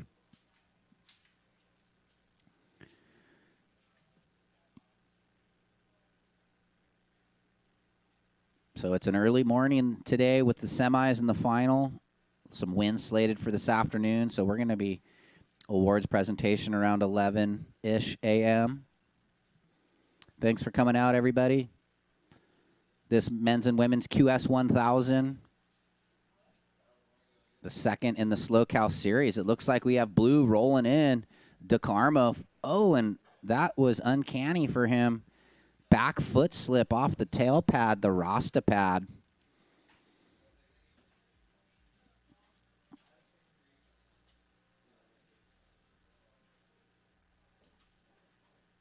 That's okay, though. Early days. Let's see what happened. Yeah, he just, right? When he hits this bottom turn, he just something kind of an unexplainable for a professional. Doesn't happen too often, but it's early days, so he's not going to fret it.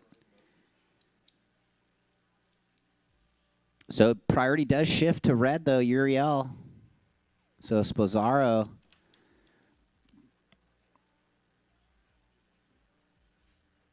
Brett and Taro chatting about it, and definitely trickier than it looks because all three semis, both women's semis and that men's semis,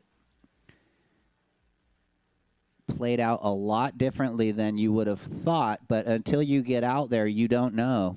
So maybe Taro will have some insight into that.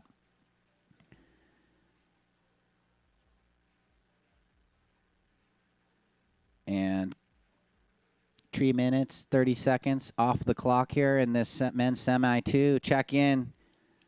Women's final, Sawyer Lindblad, who won Pismo. She's looking to take both these things and be the Slow Cow queen. But Izzy Gomez has something to say about that, as Izzy has been one of the standouts, obviously, in the final, but just with her maneuvers, long, drawn-out rail surfing and big, powerful surfing, and then matching up against Sawyer. Sawyer's the tactician. She's real technical. She always seems to read the lineup pretty well.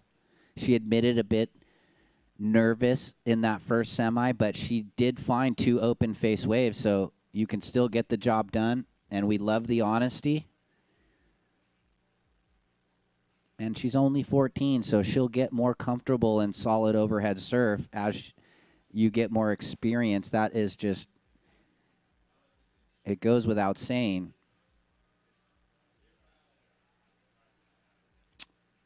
And just beautiful conditions out there. Wind staying light. Looks like the wind just pretty much died down. So priority with red. Let's see what Sposaro can do here.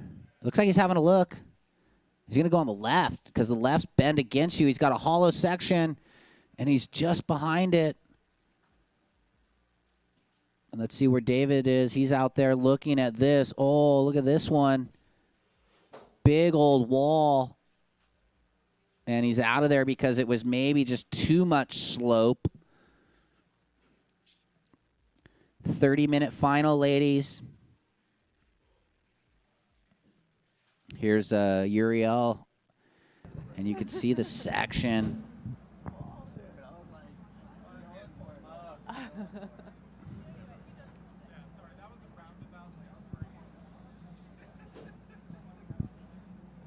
And this was David. He decided against it. So David flies out to try and regain priority. We're going to pass it down to Kelly.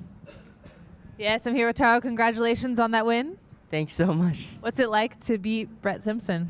It's great. He's been my hero since I was a little kid. Brett saying he got lucky. Yeah, I did. Yeah, it was tricky to get the waves, and but yeah, I'm just so happy to find waves to make it. Yeah. Okay, so into the finals. How you feeling? I'm feeling good. I'm excited. It's my first QS final, so just gonna have fun. Yeah, That's awesome. So how are you going to get ready? You don't have long. Yeah, just stay warm in my car. Go get in the car. Yeah, that's it. All right. Well, good luck to you. Okay, thank you. Back to you guys.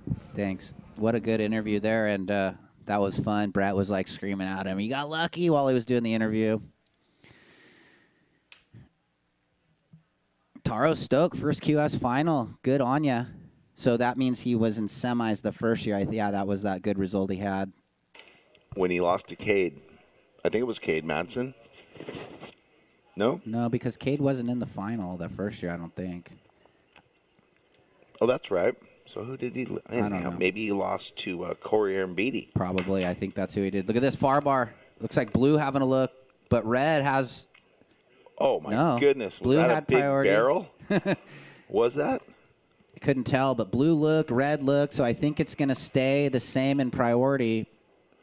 Well, so yeah, I mean, we know the story, the challenge that's out there down the beach in red. There it was. Where one big turn rides out. Yeah. Well, maybe we'll get that replay.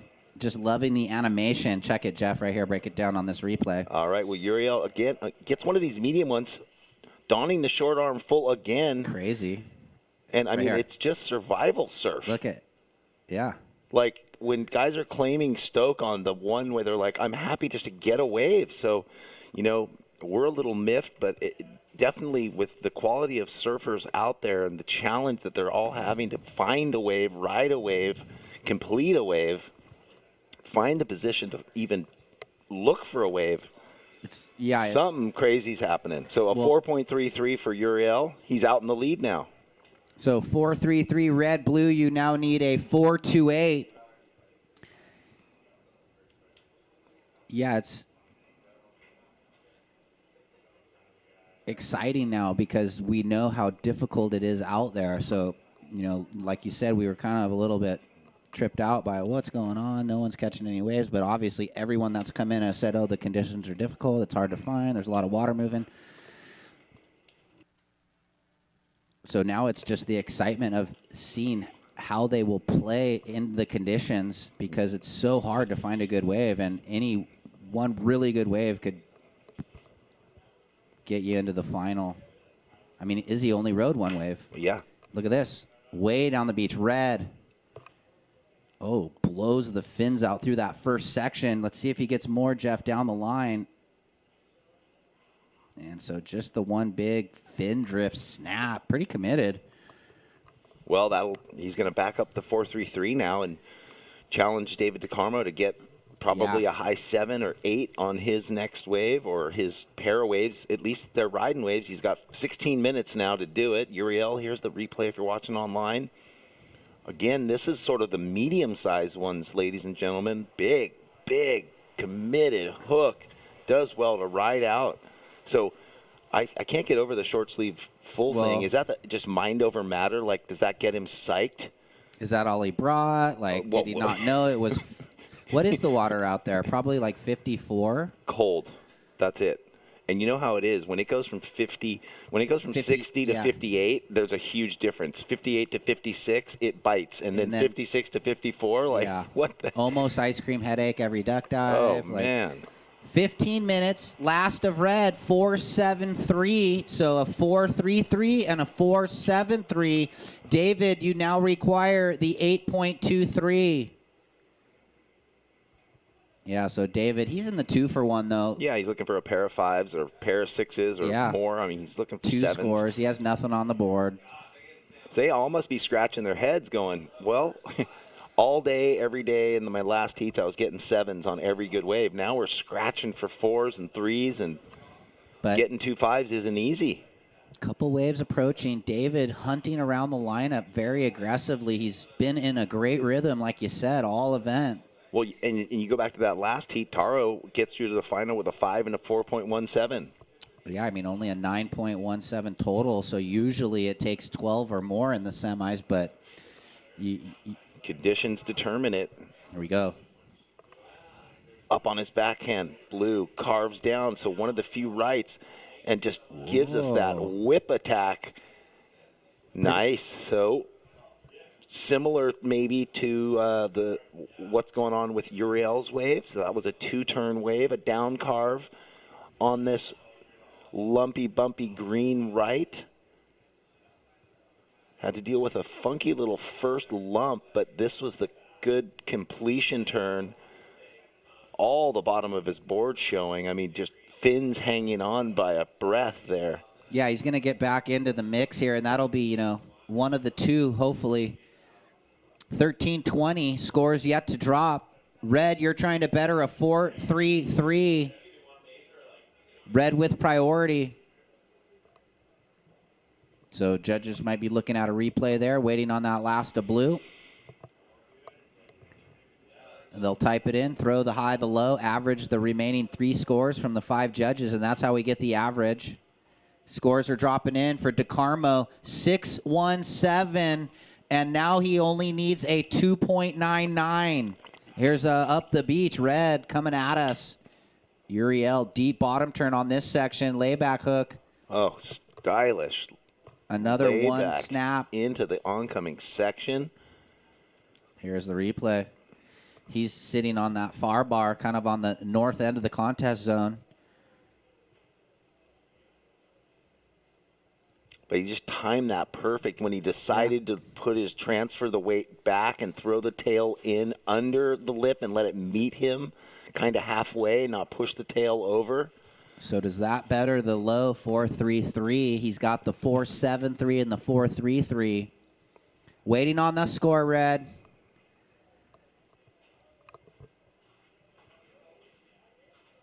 DeCarmo, your last wave, 6-1-7 blue, 6.17. Looking for a 3, a 2.99 is the requirement for blue. And we're waiting on red.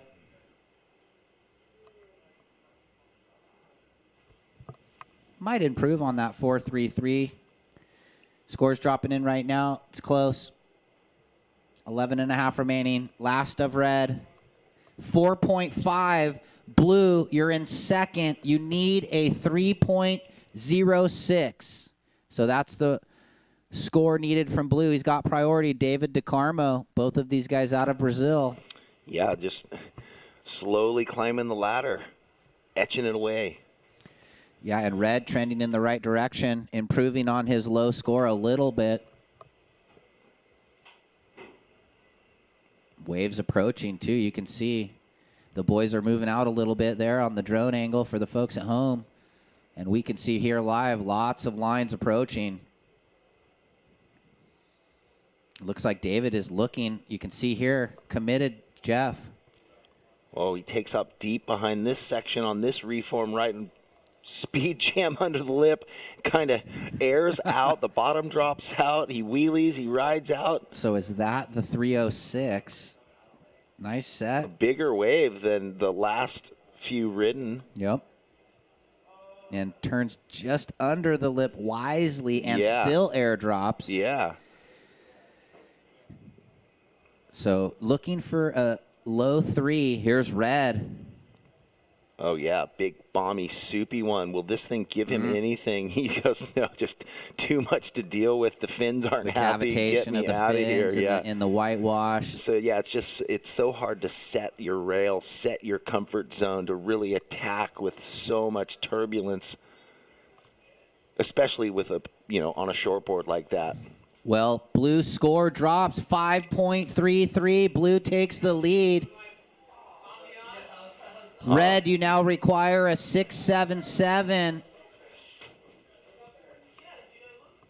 Red, you're second. You now require a 6.77. And so DeCarmo with the big lip line backhand carve, 5.33.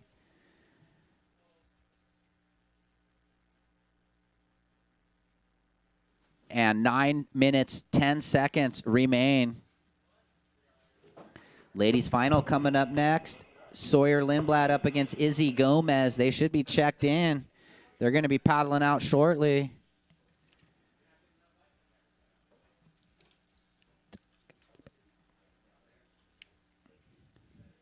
Nine minutes. Yeah, Brett, good run. Oh, look at this. Red. Maybe some open wall on this one. Deep bottom turn. Nice backhand carve under the lip. Look at this. Giving him another section of love. He loves it. Whoa. So far down the beach, the cameraman just barely holding on the webcast. He was just edging out right there. So Uriel with 2-turn combo on that wave. This is going to – we'll see where this goes. 7. Yeah. Let's watch it. Break it down here on this replay. Finding this up the beach left. Fully committed. Nice snap there. Tucks his head, gets a little shampoo on the redirect. How's the bottom turn? And again, he stuck so tight to the pocket. That's what was, crafty and difficult. Oh, and showing the emotion. That was hard to stick so deep and down in the corner there to find that one small section. And he is really drawing out a deep bottom turn. And that's kind of what we've seen from Uriel. Scores dropping in. 6.0. You now need a 5.51. So, red, you need a 5.51. Blue in priority.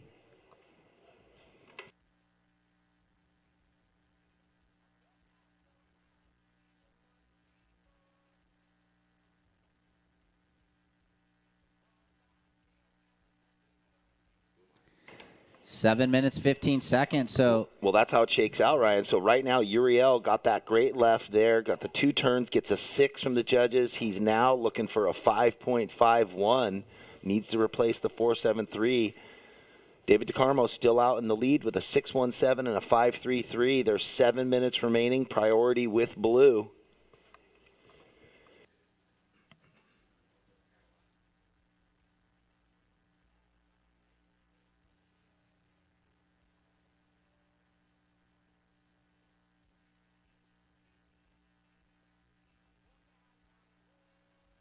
How will the story play out? Who will make the final of our 2 Brazilian surfers here at the SLO Open in Morro Bay, the inaugural event?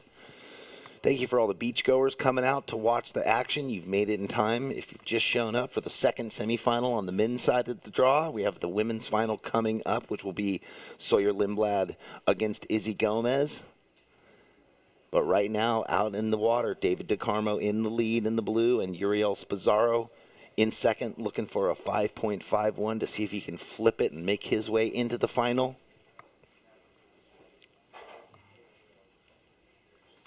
Yeah, 6 minutes. So, whoa, we got a little jockeying going on, huh? Yeah, Blue with priority, and he wants to hold on to that lead. So, Uriel needs the 5.51 now. We've seen so little of that this whole entire event, no matter what priority, because there was guys, but now all the competitors were so spread out. Now he's like glue against Uriel. The anticipation of getting into the final. You've done all the hard work all week long, and here we are with 5.5 minutes remaining. He can taste the final. Ooh. And his friend, though, is, battling him, and what a good battle. We knew it was going to come down to the wire in this heat. Both of these guys standouts and have been supporting each other, as all the Brazilians do, but not in this heat, though. Well, I wonder now, too, as I watch the 2 women's finalists making their way into the water, about to paddle out, if they went and sat and had a little moment with themselves or their team or their friends or their coach and said, well, that last heat was so crazy. What do we got to adjust to get into this final and, surf it up? Well, and they've been able to watch a few of the men's semis, and so maybe that can readjust their strategy. And maybe just the intimidation of the cold, gray, sleet morning has drifted away into the sunshine, and they're feeling a little more comfortable. It's a little mellower, too, than that first semi when Sawyer was out there with Ella. So she's going to probably feel a little more comfortable seeing it's not so consistent with the bigger sets. They're still out there, but it's just not so daunting. And we're seeing the athletes in these last couple heats, like Taro in the first men's semi, and both of these guys here in semi 2. They're way up the beach, and it's a whole different zone over there. You get away from the rock, so not sure how Izzy or Sawyer are going to play it, but they're paddling out, and we've got the women's final coming up next. We still have 4 minutes left in this one, Jeff. Yes, we do. And look at these. And if you're watching online, you see the surfer in blue shadowing the surfer in red. Blue with first priority in the last 4 minutes of this heat. And they're way up the beach. Look, we panning back on the drone, and they have gone way up the beach. Now they're moving back more into the Well, that's where they found their zone. waves. They got their rights, they got their lefts. I mean, and who knows? Maybe David's like, oh, okay, you want to go way over here? Let's sure, go. let's paddle. Let's spend some time just paddling around. So Uriel, you can see the intensity. He only needs a 5.51 red. 5.51 red is the task. Yeah, and you got to think, because the waves are so far and few between, it's not easy to bait someone into a wave to get priority back in the dying minutes. Yeah, Uriel's hoping for a 2 or 3 wave set. And we're down to 3 minutes remaining.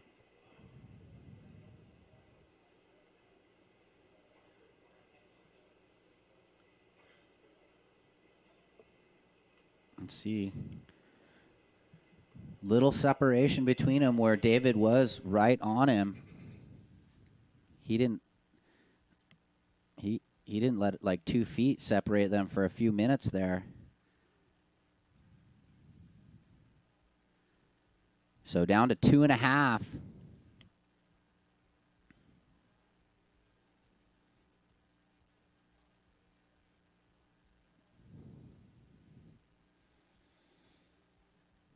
Couple waves approaching. They have to duck under that first one.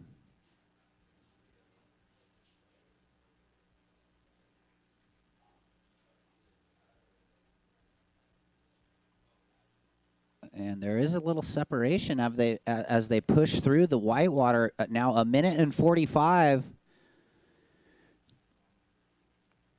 Can Red find that score? A mid-5 needed. Or it's going to be DeCarmo up against Watanabe in the final.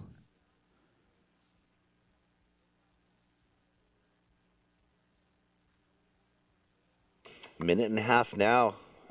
So if the viewers on the beach, there is 1 minute and 30 seconds left in this clash that is happening. Semifinal number 2, David DeCarmo in the blue, in the lead, shadowing the surfer in red, who needs a 5.51. Yeah, they're going way up the beach. Try and find that score. Down to just over 1 minute. And it looks like some opportunity pushing up the beach. Well, now they're coming back, so they're just paddling around in circles out there. Not much time left to do that. At this point, unless something comes quickly for Uriel, although David has priority, so he can stop him and take any wave. You know that he's probably sitting close to him. Yeah, he doesn't want to let him out of his sights too far. 30, how many times have we seen that? 32 seconds. And it's probably... Yeah, well, 25, and when this heat counts down, if something changes, we'll let you know. We're going to do a quick commercial break between this semifinal men's number 2 and the women's final women's final. We got 10 seconds. I'm going to count this thing out. 9, 8, 7, 6, 5, 4, 3, 2, 1. Red got a wave, had the frontside air revo, and couldn't ride out. So it's looking like David DeCarmo is going to hang on to the final. Congratulations to David DeCarmo. Ladies, stand by. Oh, we're going straight into it. Well, I'll count it in. 30-minute final. Women, 8, stand 7, by. 6, 5, 4, 3, 2, 1. Just like that, right? Fast can wait. Slow will set you free. Because here in SLO Cow, slow is not falling behind. It's the freedom to catch up with the things that matter most to you. Soon enough, you'll discover that SLO Cow is just your speed. We start each day with one goal.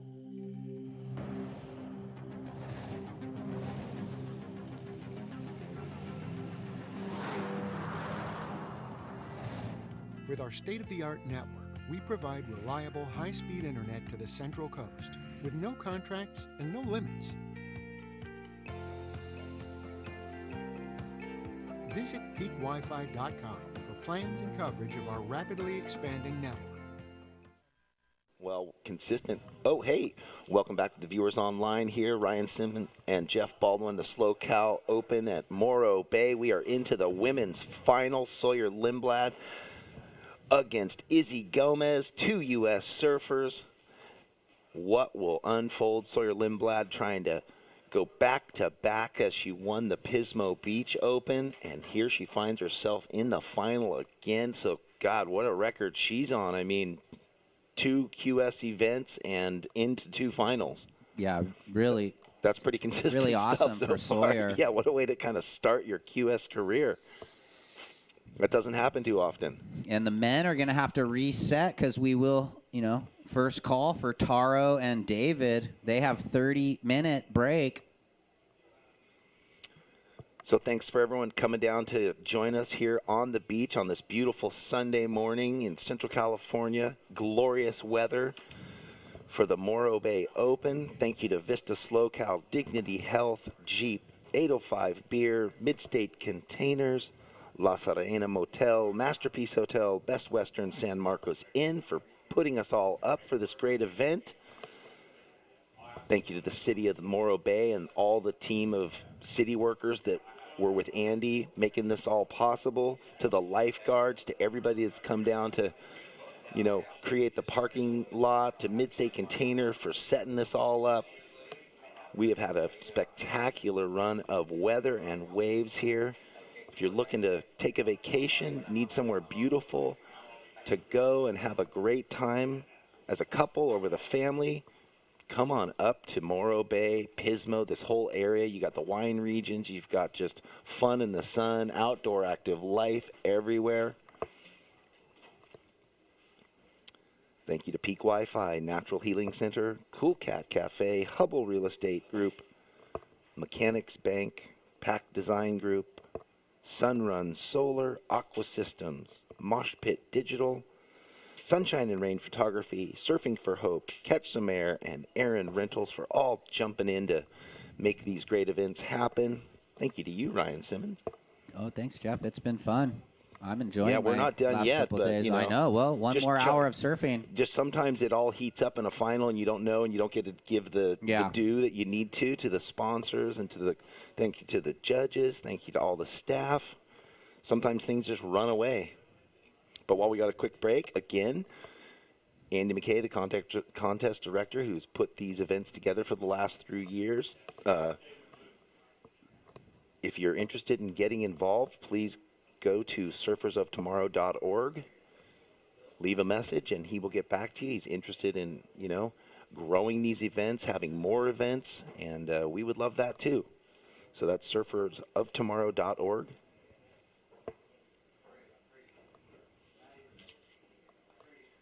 And if you need to know more about what's happening in this whole Central Coast area, you can go Central Coast area. For a vacation, you can go to morrobay.org or slowcal.com. Book your hotels, book your tours.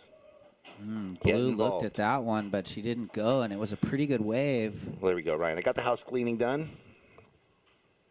Waiting for our surfers to jump in on this 30-minute final. Yeah, Izzy just looked at kind of a lumpy one, but it was one of those ones that was like wobbly, and then it ended up having the clean wall after the wobble. And no doubt so hard to read when you're looking down the line.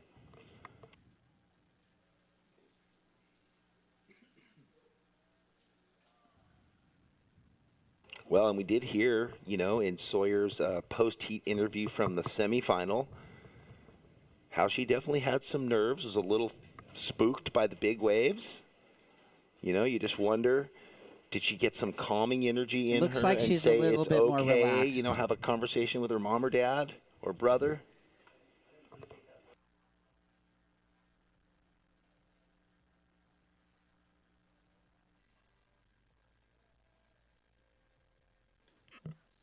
so 5.5 off the clock.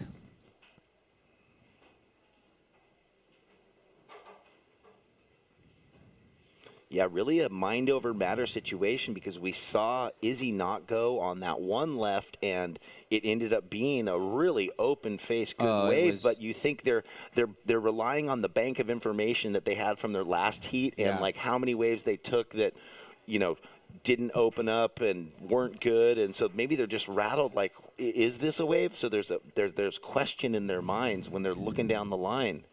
Yeah, there's a bit of that hesitation that they're going to have to let go of. And just go for it and it's got to see be what happens. Full commitment out here. There's no tentativeness. It'll hinder the performance. Okay, well, we're going to throw it down to Kelly with our last heat winner, David Del Carmo. Yes, I'm down here with David. Congratulations. Thank you. I think you need to go find a hot tub. You know there are hot showers in the parking lot. Go warm up your feet. Oh, really? I didn't know that. Quarter showers. Okay, so how was that surfing against a fellow Brazilian just now?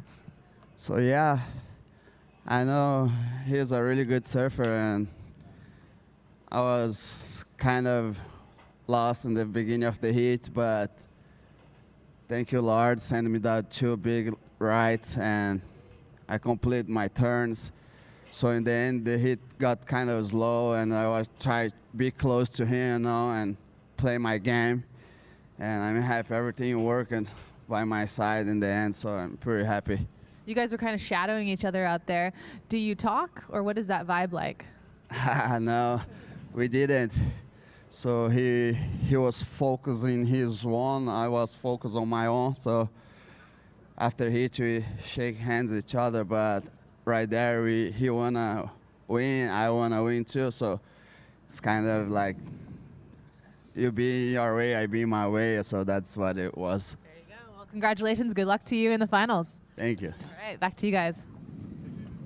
Thanks a lot, Kelly. And yeah, you know, there you go. 2 friends, but they didn't talk out there. It was dog eat dog out there, and the battle was on. David into the final. We just saw Izzy get a wave during the interview. Maybe we'll bring it back up for the fans at home. 3 nice turns there on a pretty solid wave for Gomez. Oh, yeah, that was a big set wave, and she was flying down the line, just really looking to set her turns wherever, but she didn't. There wasn't the opportunity to get real vertical. It was horizontal down the line, a bit checked under the lip, and then moves into this flatter section again, so the wave didn't open up for her. And then, again, that last, she got the completion turn, but still well-ridden wave in the final. The scale, the bar is set a little higher for a final. You know, the judges know what they're looking for. The surfers want to execute a 4.50 for Izzy Gomez on her opening ride. You got to say, David Del Carmo's probably stoked to hear there's a warm shower. That's the first I've heard of that. I wonder if anyone else knew the whole time. Sawyer Lindblad in the red, chips into this medium-sized left. She's going to redirect back right, goes vertical into the corner, and again, another sweet completion turn, full redirect. So a left-to-right combo for Sawyer Lindblad to get herself on the board. Good to see both of them surfing now, 20-plus minutes to go. Yeah, and they're each going to have a score on the board. Blue got a 4.5. And this was the opener of red. It's a little busy work to set up the 2 turns on the right, where she just whips herself into that finishing oncoming snap with the classic jump off, the Grom jump off. Yeah. So check in, men's final, Taro and David. 20 minutes remaining. Oh, yeah. So you know what question we didn't get to hear is if this was David's first final ever. We might have maybe to when ask, he checks in, or we'll have to ask Ruby.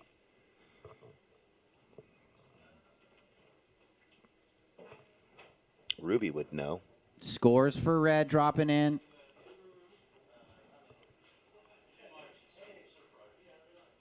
And it's a 5.5. So blue gets a 4.5, red a 5.5, and it's on. So decent numbers. Yeah. Mm-hmm.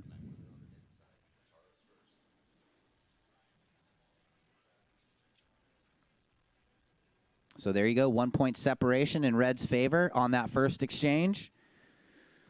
And we'll see who can get out the back first and get that priority.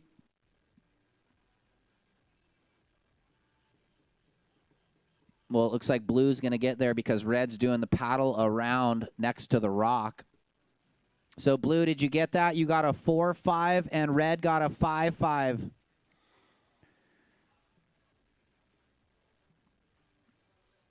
Well, I like that Izzy committed to that bomb set. Yeah. It just, there was so much speed Tough and to motion. serve. Yeah, it was tough to surf, but ready to fire on all cylinders on the bigger of the waves for sure. Sawyer sticking to her game, finding those middle-sized waves.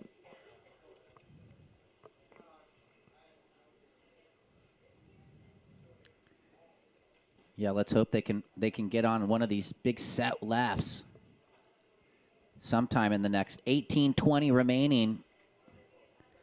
Priority shifts to blue, Izzy. And we know just that 1 point separation on the opening exchange. So let's just wait for the second exchange. Looks like we've got some sets approaching. It was funny. I saw a bird do like a turn back and swoop around the drone. Checked it out. Oh, yeah? Looking at it like it's prey. Yeah, probably didn't know what it was looking at.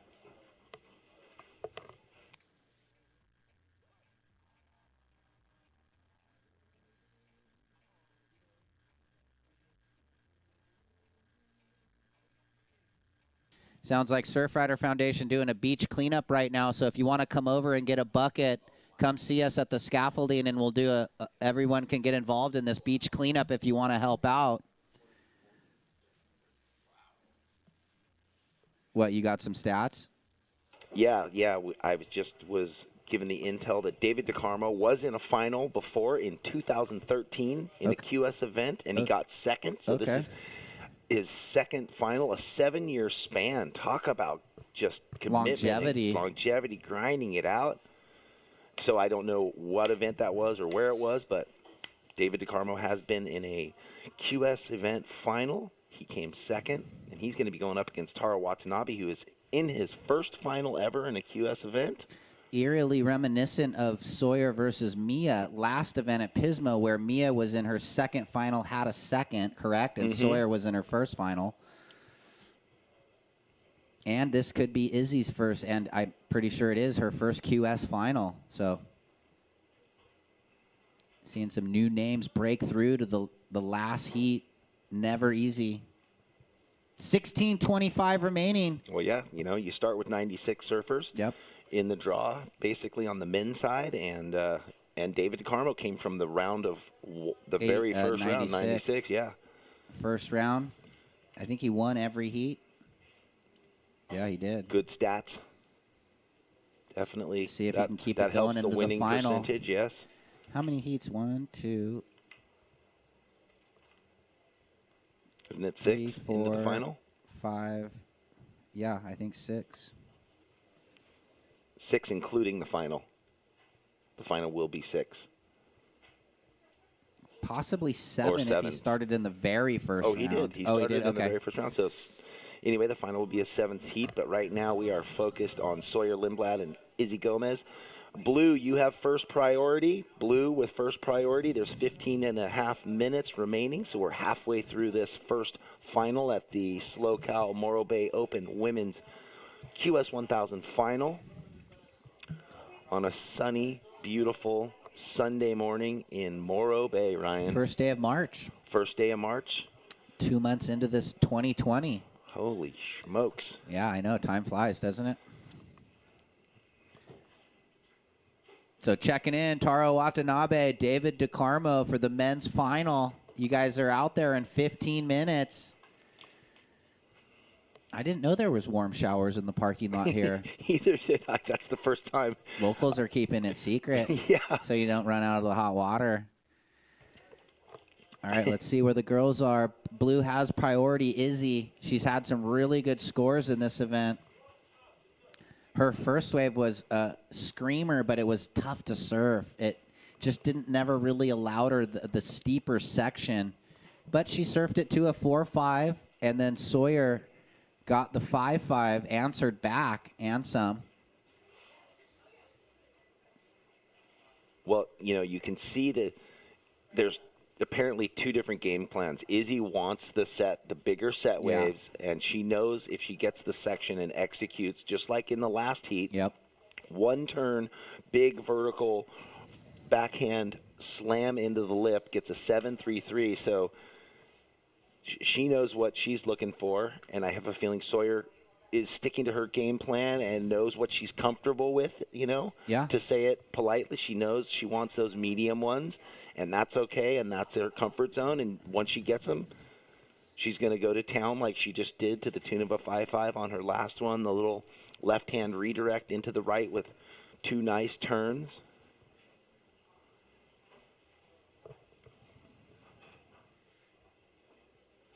So down to 13:25 remaining. And wow, really good left up the beach in the David DeCarmo zone. These girls are a bit closer to the rock here, starting to move. How old is Izzy? Do you know?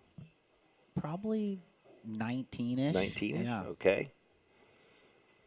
So you'd have to say she definitely has more experience and comfort in bigger waves after all this time. So yeah, and that's understandable. I mean, geez. Well, she's I know when I was 14, I was charging, but still, you're getting used to it. Well, I think Izzy's pretty. She said she does some big wave stuff in one of her interviews, and her stand up, and so no stranger to open ocean, big wave surfing, training, paddleboarding. And if you're strapping on vests and towing in or paddling into big waves, when you pull out that lumber and you order a 9-foot board, 10-foot board, you're committed to it. You can't just have that thing collecting dust in the garage. You have to own it, use it. Wow, down to 12 minutes, just the single score for each surfer in this women's final. And you can see there, red. Young Sawyer has the 5-5. Izzy's got priority.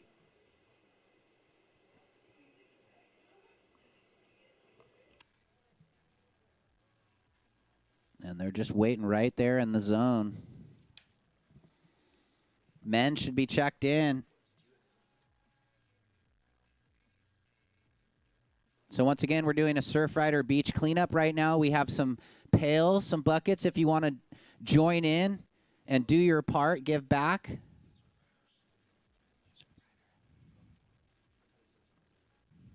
So once again, Surfrider beach cleanup. Come help out. Let's keep the beach clean.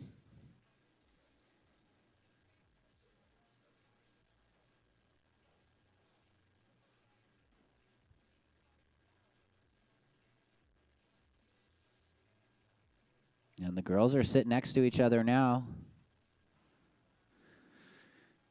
Possible opportunity approaching with just under 11 minutes, 10:40 on the clock.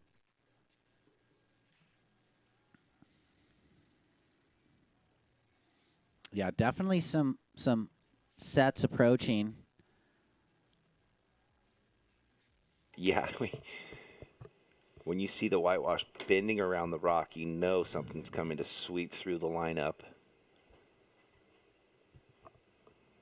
So the tide turned at 9 o'clock. The tide is pushing up till 1 or 2, but not a lot of shift or change from a 1 foot to a 3 foot tide. Not that it seems like it's mattering anyway, because we've seen all the heats really challenged to find waves, to be in the right spot.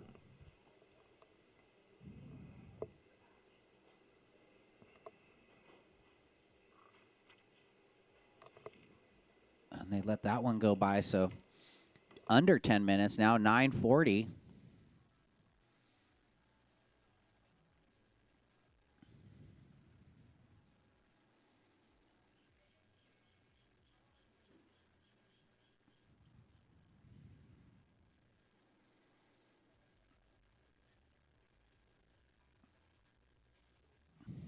Who is going to get the next wave?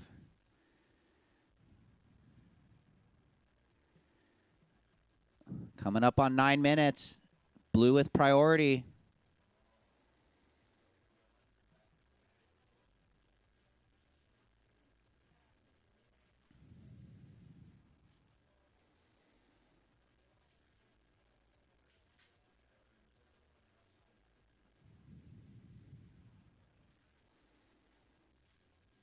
Well, I've got to say that you'd think that Sawyer's stoked at least just to be over there and not duck diving 1,000 waves like in the semifinal. So probably feeling more comfortable. She's inside, tucked in a little further than Izzy Gomez. Is this a potential wave? It looks like there could be a reform right. Nope. It flattened out. Had the look of a wave that was going to stand up for Sawyer. It's like you can just see there's rip current going out. There's rip current going sideways every way. So there, a lot of water moving. It almost looks like the current's in a harbor mouth. Like almost two currents going against each other. Yeah, which is really making it challenging to be in the right position, obviously. 8 minutes. I mean, it might come down to just someone riding a second score for the win. Hopefully not, but at this point, well, anything can happen. Yeah, guaranteed they're both going to get that one next wave. It's will they get 2 waves each in the dying 7.5 minutes? You know, 30-minute final and 7.5, they've each ridden 1 wave and looked at 100.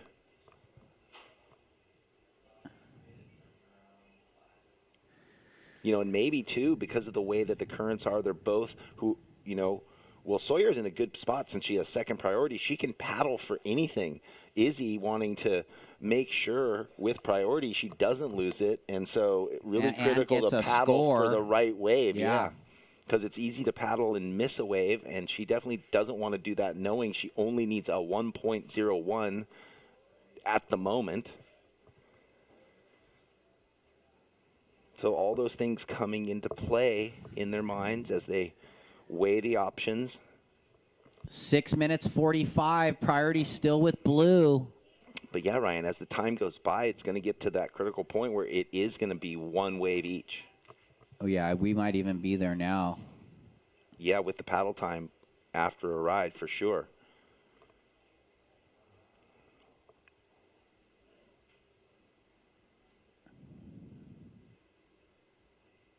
Oh, and they're duck diving some solid surf.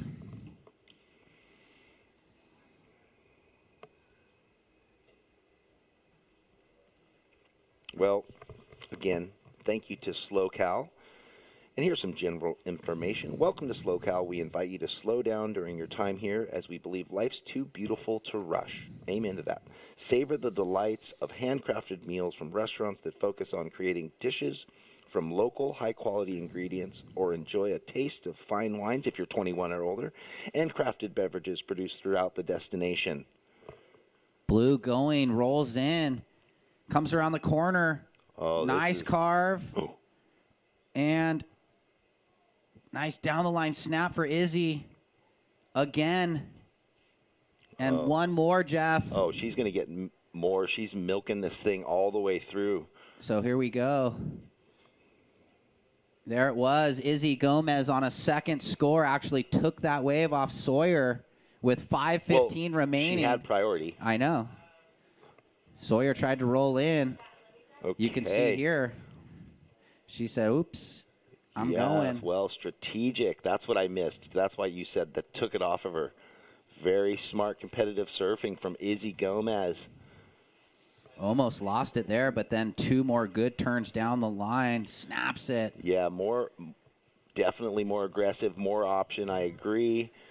And that 4th turn, too, really got the tail whipping into it. So this is going to be a great score for Izzy Gomez. Sawyer Lindblad out the back in her second final ever, in her second ever QS event with 4.5 minutes to go. What will she need after the score drops for Izzy Gomez? We don't know, but we will let her. She just knows she needs a great wave. Yeah, regardless of the score, in a final, you're not surfing to Yeah. that score. She's surfing to, I want an excellent score. Well, here we go. Last of blue.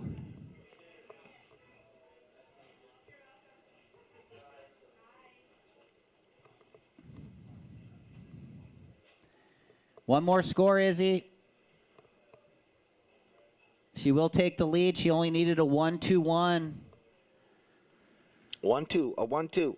All right, well, Like just the waiting Schmoo. on one judge to type the score. There it is, 7.0. And now red looking for the 601. Sawyer, you're in priority. You need 601. So Izzy Gomez finding, they both looked at it. It's kind of funny that they both had a look at the same wave. Well, it's one of the few shoulders that came I through. know. So Sawyer Lindblad needs the 6.01. She got the 5.5 on a redirect left into two-turn right on a medium-sized wave. Due to the criticalness of those two turns, she knows, we know, she has that in her back pocket too, but will the opportunity arrive with 3 minutes left? And blue caught inside. Will she even get back out there? So interesting here in the last 3 minutes as Lindblad now looking for the 601.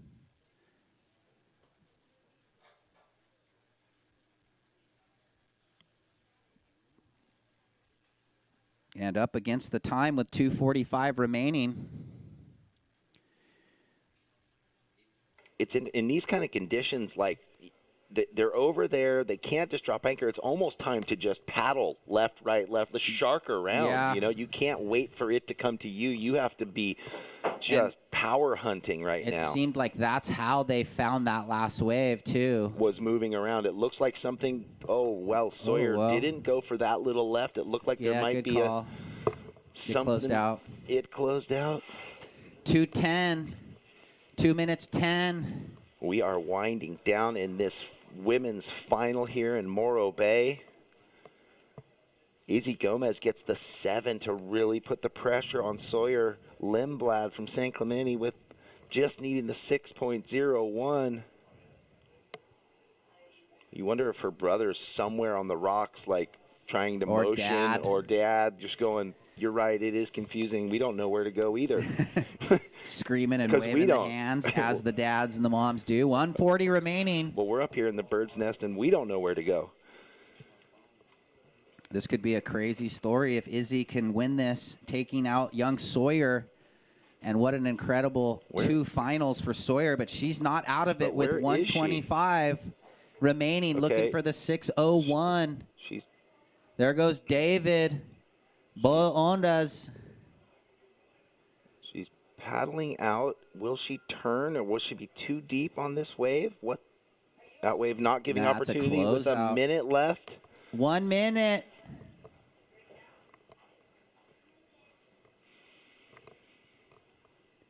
And David. How do I feel like she's going to get a wave? Here we We'll go. go. On this inside left, Sawyer Lindblad, and that, ladies and gentlemen, is going to be it. She bows out gracefully. Ooh, 45 seconds, so it looks like it's a write-off. Yeah, she's knowing she's not going to be able to get back out there. She's bellying in past her competitor. Izzy still paddling out because she's just frothing. Yeah, why? So 30 seconds, competitors. Oh. Yep, Izzy is still paddling out. She's like, I'm going to... David, get out there. Sawyer is cruising to the beach. What is Izzy doing? She's not going to... Well, 15 seconds. 15 seconds. And it looks like it's going to be Izzy Gomez, your champion of the SLO Cal Open at Morro Bay. 6, 5, 4, 3, 2, 1. And this is a... No offense to fast, but slow is good for the soul. While the rest of the world is busy racing to the end, slow gives your life the attention it deserves. Inhale. Exhale. Let us show you the world you've been too busy to see. Soon enough, you'll discover that SLO Cal is just your speed.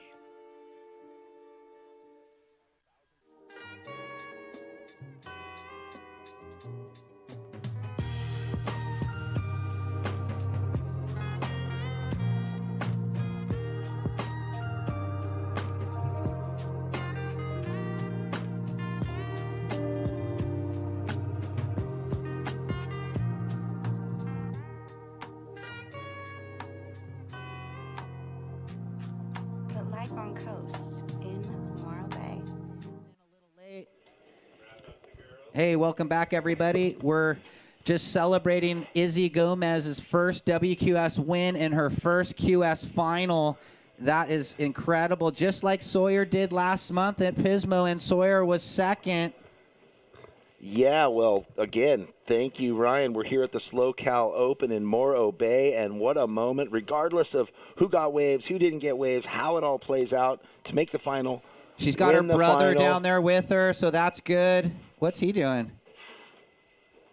Oh, chair. He's going to chair her up by himself. I've never seen that. He didn't want to get his clothes Giorgio, wet. there it is. The chair up from Izzy. That's awesome. Get his jacket. Yeah, who's his jacket? Someone caddy? grab his jacket, the leather jacket, Giorgio's leather jacket. Oh, too bad we don't have that on the camera. There we go. There it is. Hey, there we go. Good job. I've never Izzy Gomez. I've never seen someone take their shirt off did you so it see the didn't get guy's wet. body, though? Giorgio's all just formed out model boy. Oh, that's what he wanted, some act. He was like, I'm going to get on the cam, check these abs. Ripping. Stand by, men's final. We're just watching the chair up. We're just going to reset here. Oh, look, the tide. Good thing they grabbed his jacket. Yeah, it would have been consumed right there. He would have had a wetter than wet jacket. Well, like I was saying, it doesn't matter how it ends. You know, regardless of who surfs what, and she challenged herself. She got those two big waves, and there she is, all the way up to the interview zone. Good job, Giorgio. That's the way. Brotherly love. And great job, Izzy and Sawyer. Izzy with the win.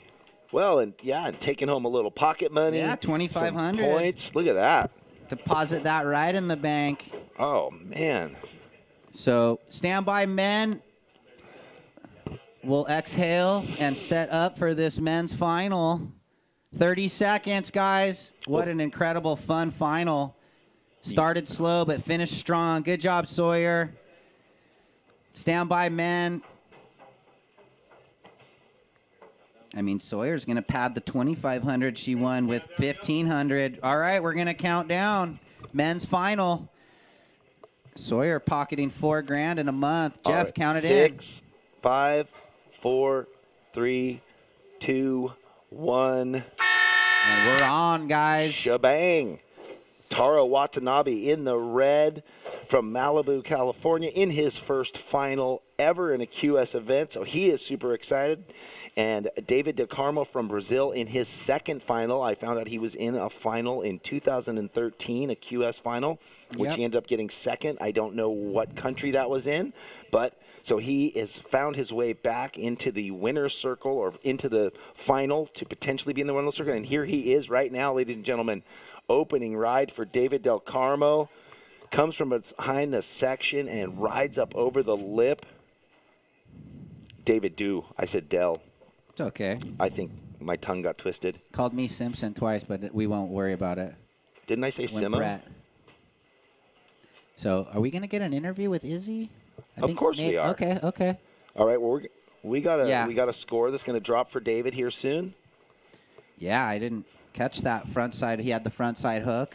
Well, no, it was more of just down the line, redirected the tail up onto the big foamy section and rode out. How's that drone angle overview of this Morro Bay estuary and the harbor, the rock, the contest site, the parking lot? Beautiful. Glistening morning sunshine across the bay out onto the Pacific. Yeah, what a spot. Let's get Izzy in the interview booth and have her talk to Kelly. Oh, we will. She's down there talking with her fans and family. This is her time to shine, no doubt. And if you're watching and you're supporting Izzy, it's a great day. All right. Mom might be watching. Yeah, well, congratulations to the parents, too. I mean, all that work, and now your daughter's made the final and won it. David De Carmo's opening ride, a 5.17. And here we have Taro Watanabe finds one of these right, just searing little section and rides out, completing the ride. Ooh. Yeah, that was smart. He just used that current and pushed him through, so he's going to have the quick paddle out. That was his quick answer. Taro Watanabe in the red now gets his first wave on the board. Where will the score drop? We know that our surfer from Brazil got a 5.17. Nice opener. Look at these bomb sets. You know that Taro's stoked. He's like, I'm glad I'm over here now. Yeah. I get to just use the current and paddle back out. Use that channel. Yeah, you see him on the drone angle. Oh, yeah. You know, kind of that. There's a big current eddy that sucks out. Dry hair, paddle out. Yeah, here's the replay. Oh, yeah, he had a good first turn, didn't he? Yeah. But right here. Boom, vert hack. Nice. And then use that back push current to get himself onto this little shoulder for a finishing arc. Yeah, that was nice. And scores dropping in, looking decent. 4.17. 4.17. And, wow, just like the women's final, a 1-point separation in the first exchange. So blue goes 5.17, red goes 4.17. Priority to blue, David DeCarmo. Tide pushing in now, you can see.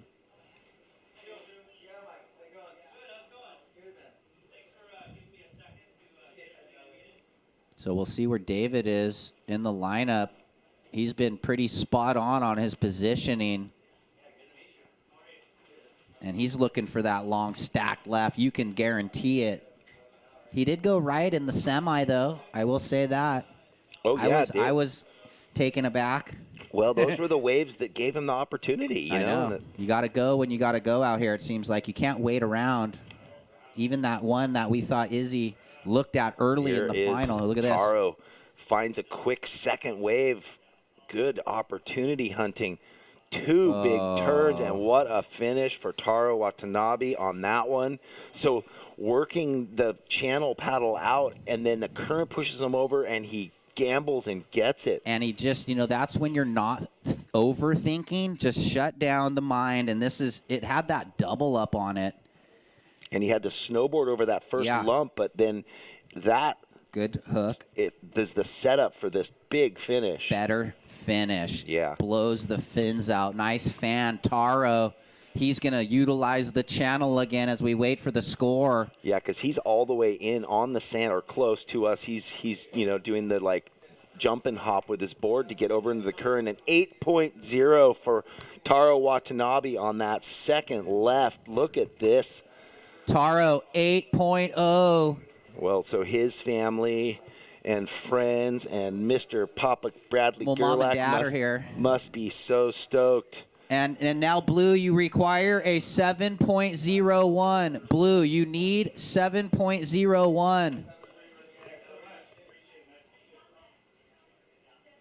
Well, it's great to see he just stays so relaxed between sections. Oh, David DeCarmo couldn't get over that lip of that wave, but he's right there in his spot. That left, he was just 2 paddles too far out looking down the ledge.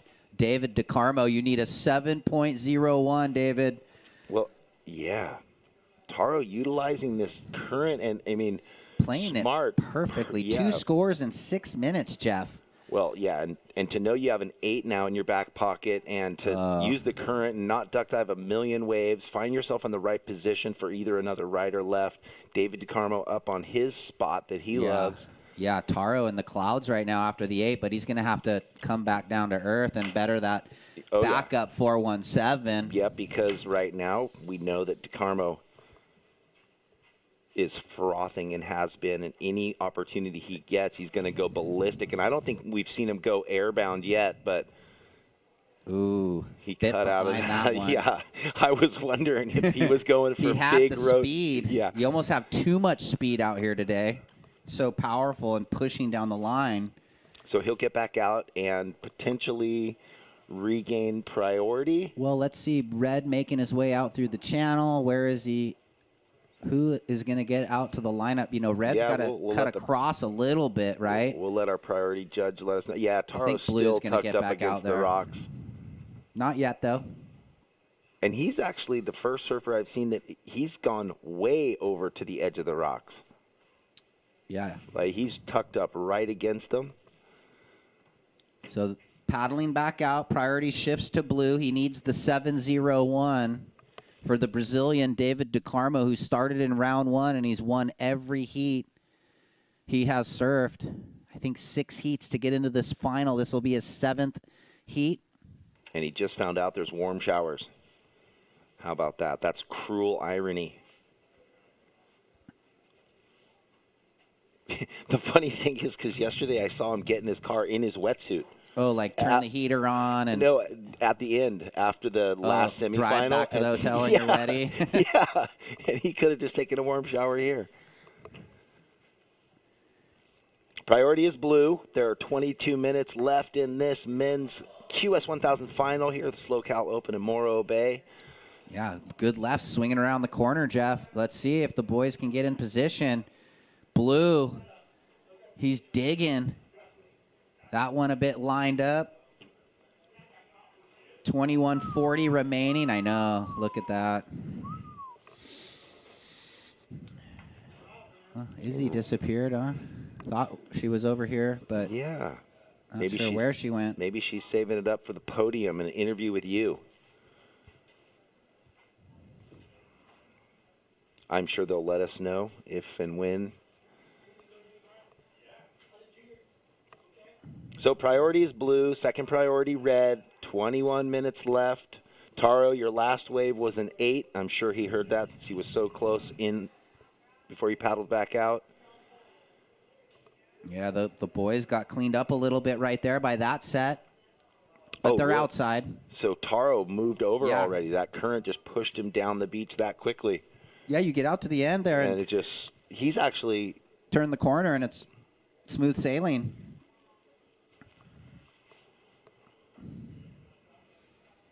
Smooth sailing into the Not next really, big wash through. Yeah, cool. Sounds fun. Yeah. All right, priority with blue, looking for the 7-0-1.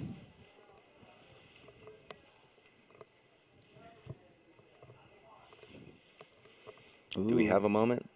We'll have to go look. ahead. We'll stop you. We'll see. Talk about some of the sponsors that help make this incredible event because we happen. keep looking around and talking about how beautiful it is and how friendly everyone is and the vibe is so good and organic and free. This is the health and wellness side of things. Taro, of course, up and on the inside on this foamy ride. He's going to go up and under. He didn't have the right line to attack that lip, but he had second priority. But what I was going to say, life's too beautiful to rush here in SLO. We appreciate taking time to step away and relax to keep a healthy lifestyle, feel refreshed in our natural hot springs, and unwind with a yoga session in the fields or at the beach, which is happening right here. Be sure to fuel up on organic and locally sourced foods before biking along the coast and mountainous landscapes. Find your journey to wellness and happiness at SLOCal.com. Thank you to SLOCal for all their involvement, and we agree, Ryan. Like you were saying, you just feel so good up here. You feel relaxed out of the faster pace of Huntington Beach and me down in San Diego. Clean, fresh air, and you look east, you look west. A bit slower. You got the Pacific on one side, national parks everywhere, and even where it's not a national park, it's just open rolling hills. Just beautiful green all the way to Big countryside. Sur. Yeah. So down to just 19 minutes in this one, men's final. And I can imagine if you're a car person, like someone who's into car touring or like motorcycle touring, you just go on these highways and byways. Big Sur drive. Or even just cutting inland and going, over the hills towards the one or whatever, like over to Paso I think the Robles. scenic 46 that the Hearst Castle is off of and all that. And how is that for a spot? But right now, David DeCarmo motioning, can't get over the ledge there, so it looks like we're going to have a priority. No, Taro's up. Oh, Taro's up over here. Yep, he was up right there. All good. I was watching David paddle for a wave up the beach. Taro had a couple little snaps. We'll get that replay last to red. This was it. He's trying to better the 417. He's got that low backup right now. He can really close down this heat. Frontside snap. So somehow he's finding these little chip shop rights, Well, and I think with that tide rising a little bit, it's creating a bit of deep water. Here's Blue, though, running into this one. DeCarmo out of Brazil. Wow. Nice. Speed line. He jammed that into that oncoming section, and this wave keeps giving him a little more love and bounty. So Taro got a 2.5 on that little right. Yeah. We'll see where David goes with that. He needed a 7.01 to flip it, but we've got oodles of time, 17 and a half minutes. This was the turn I was saying, wow, just. Oh, that was sick. Yeah, no, and he projected through and over that section, timed it perfect to get to this next shoulder. And had this last turn, Jeff. Oh, yeah. Right here. Woo. So 2 committed turns from DeCarmo waiting on the score. Wow, and he is like up the beach now. Yeah, but there's that little channel-ish right there. Yeah, it's okay. He's going to get a back healthy out there. score, and he's got plenty of time, even if it's a 5-minute paddle, to get back out there, sit around, and regroup. Well, the heat's going to tighten up. You can guarantee that. He just had the 5.17 prior as his best. Yeah, and so that's going to become his backup score, I'd assume, where Taro's is the 4.17 backup to his 8. So stand by for the last of blue. It's going to tighten right up. It sure is. Yep, right there, right in that scale. Blue score dropping.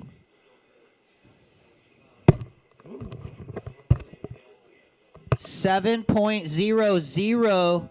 Now you need a 5.18. Well, he needed the 7.01, and as it shook out, dropped the high, the low.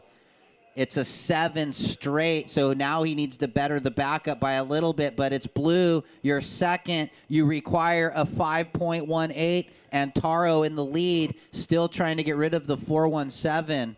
So that definitely helped Blue's situation.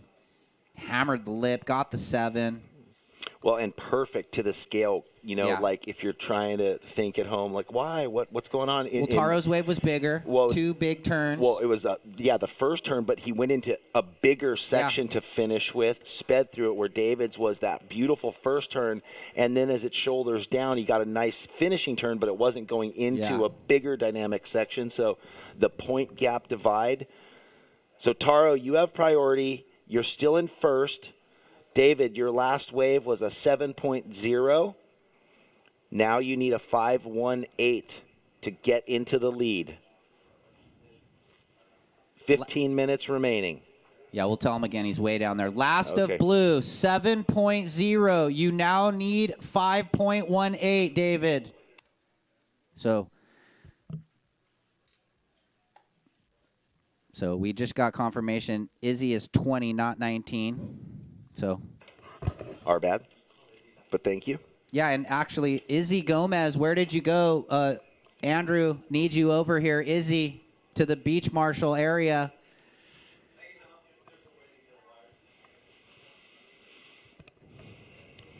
So what do you think Taro's looking for? Is he looking for another one of those he's looking for upgrade another 8. rights? Yeah, trying to better that low. Or is he looking for the wave? down-the-line left that gives him opportunity to go big that, as there's been so few rights and they're smaller? Feels like, Taro has been playing the left and right, sort of not really sticking to one theory. He's kind of going with the flow, just like you said. Just you got to kind of be ready for any opportunity that pops up. Well, and he, the way he played those other rights, he got to conserve energy on the paddle outs, use the current. Look at this, though. Red. Here we go. Left. Oh, my, this thing is, it looked like it was setting up. So he's using some space to get down the line. Beautiful turn up in the corner there. Comes around another nice jam. Free fins flying and torques that in the final section. So good that he hung on to that last turn, and that was the left we've been looking at all day, and finally someone, look, it just rolls right in. So you just had to spend a little time. You realize, swizzles his feet, gets his feet set, going over these lumps and bumps and find this, and right here that little chip shot was pretty so sick. Nice. And to me it looks like he might be riding a little bit longer board today, maybe. Or it's just that little extra foam he's got. That was a beautiful torque. I love how he pushed through his back foot, that back arm angle. Yeah. So those Pizels looking great under his feet. Expect the 4.17. It's gone. It's a 5.93, and now Blue needs a 6.94. Blue, you need a 6.94, Blue. Well, you got to say the training, the coaching, everything looks – it's keeping him so in the zone. You don't see urgency. For Taro? Yeah, in his surfing in the way of like Surfing wrong with move, maturity. spastic move. It's just he's in sync and flowing between these sections. And that's what's got him to the final. He's Yeah. not over surfing. He's surfing smart, surfing to the criteria. And, I mean, he's had dynamic throw tails front side, but when he gets on those lefts that are a bit tricky and wobbly, he's staying, like you said, just on the rail and power surfing. Yeah, not trying to over surf a section that's not giving him what he wants. He's just, okay, here's my opportunity. I'm going to ride it how I feel. Yeah, so priority shifts back to DeCarmo, and he just needs another 7. He needs a 6.94. Well, his last wave, a 7. Do that again. And I was going to say to say the same for David DeCarmo, who's all through these heats doing the same thing, surfing the waves as they're giving him the opportunity and completing everything. Well, here we go. Is he in position? Look at this thing. Oh, is this a roll in It is for just him? roping right now. Carmo. Oh, he's going to be behind it. So up and out or down and under, I should say. Let's see. Where's Taro? Paddle battle, maybe. I think Red may be back out there, though. Yeah, he's got him covered a little bit, I think. Blue had Red covered, you meant? No, Red's further out than okay. Blue. And priority to Red. I need an optic sponsor. Anybody? Red, your last wave, 593. Red, your last wave, 593. Blue now requires the 694. Yeah, I need an optic sponsor. Anybody know? I need some. You got to email Bush now. I need some glasses. Well, I can't be driving around with these. No, I just meant for long vision. Look at these more sets pouring through, and we're down to the last third of the final. 10 minutes, 25 seconds. Well, yeah, that's right.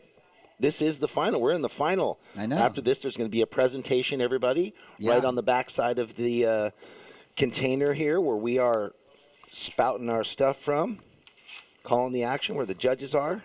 Ryan Timmons going to be presenting the awards to first and second on the men's and women's side. Whoa, look at that. Is he going to go?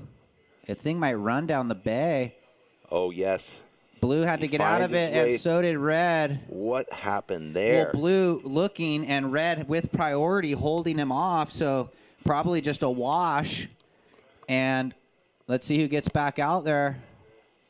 Well, look at how the conditions are changing, too. We talked about that onshore wind was going to come up again early today, and we have timed it perfect because it's like 20 minutes from annihilating us. You can just see the wind coming. The dark out the back. The wind is kicking up. It just became ominous. Just under 10 minutes now. And rain on the way. I think it's raining down south in Southern California right now. Oh, really? Yeah. That happened last time. My girl walked the dogs and said, we're walking in the rain, sent me the pic. In Pismo, it was sunny and perfect Santa Ana the whole weekend, and then I drove on Sunday, and I got into L.A. It was all foggy, and I got home, and they said, yeah, it rained Saturday and Sunday. What's going on? All right, we have just under 9 minutes. David DeCarmo has first priority. Blue has first priority. Well, priority interference, Blue on Red. Priority interference, Blue on Red. What? Yeah, well, they both tried to go. Red had priority on that exchange. They both paddled for the set. Red. Gotcha. Judges deeming Blue got in the way of Red. Oh, man. So David DeCarmo now that's out of pretty it. Much the end yeah, of the because road. already Taro has a 13.93 combination of his two scores. David DeCarmo only going to be scored on one wave, unfortunately. So it doesn't matter if he gets a 10. That's it. Yeah. Oh, what a little anticlimactic. Yeah, there. I gotta say. Well, we were calling the priority as they paddled out. There is the electric monitor.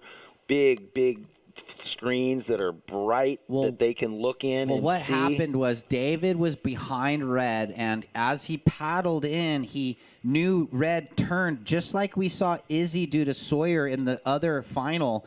And when David DeCarmo ejected, his board went down in front, and Taro couldn't roll in due to they were too close. Yeah. So that's why the judges deemed he got in his way. And it's so unlucky because the way that wave came through, that giant rolling whitewash, it's not like it was an easy just green paddle and he was like picked up by it and couldn't get out. And Blue being a little outside Red, you know, you don't couldn't know stop if the priority surfer is going to go or not. So he's thinking, oh, look at this, I'm going. And then he did everything he could do to get out of the way, but in the bounce of the, his board went, so just so unfortunate. Because it's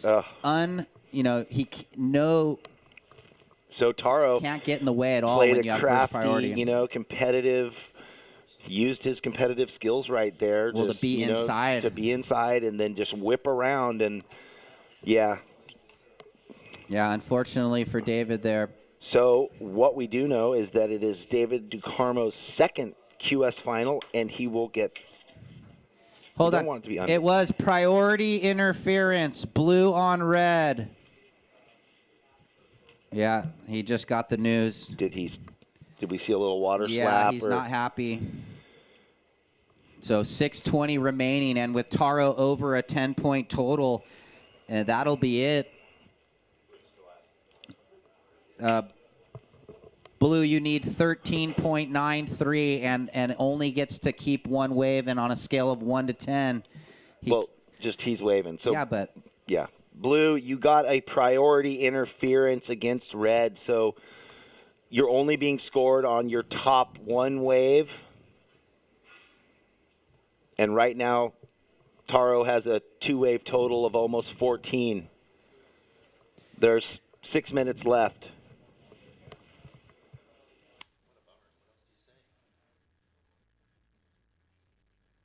So 5.5 minutes remaining.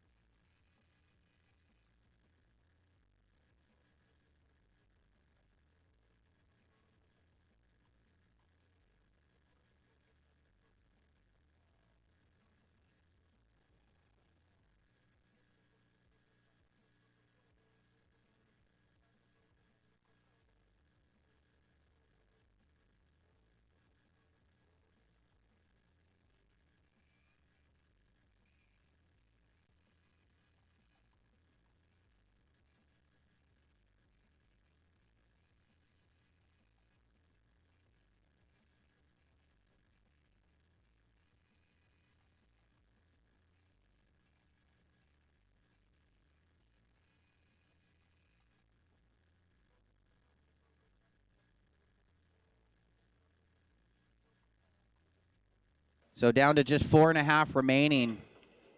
Well, look at that. Like you said, a little anticlimactic. Yeah. That's just the way it happens sometimes. I mean, yeah, we just got the breakdown from the head judge. Wanted the Here full, goes Blue. We just wanted the battle royale, right? Yeah. There's his first fall of the event right there. And you got to no doubt say he's that, heartbroken. Yeah, the guard is down. He heard the news. And the judges have their own replay camera, and they saw that David's board got under Taro. And David himself. Yeah, it was just way too close. That's why they have the priority rule now, And that, it is what it is. Unhindered right of way, and Taro did not have that. So yeah. So Taro. So smart on Taro's part to turn on the wave. Unfortunate for David DeCarmo, who's had such a blazing run from the first round till now into the final. Yeah. Great. It's going to be amazing for Taro to get his first QS victory here at Morro Bay. And a springboard to the future for Taro. Oh, absolutely. He's going to walk away with 1,000 points and a couple chips in his pocket. Yeah. 3 minutes, guys.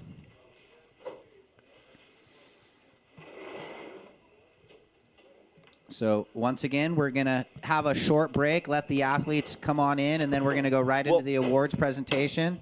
And with all that going on, since it is what it is, maybe we can just, I'd like to thank all the sponsors. You know who you are. I'm not going to run through that whole list again. Thank you to the city of Morro Bay. Thank you to the judging staff, all the staff, the priority judge, the head judge, the hard work they do for having such a consistent, from day one to day four, spot on judging, having the scales set for the men's and women's, and just being right on, fair. Thank you to you, Ryan Simmons, for joining me here and me joining you, us just chilling out and having good talks and enjoying Morro Bay to its fullest. Thank you to the hotels that put us all up. It's been a really fun 4 days, and looking forward to next year.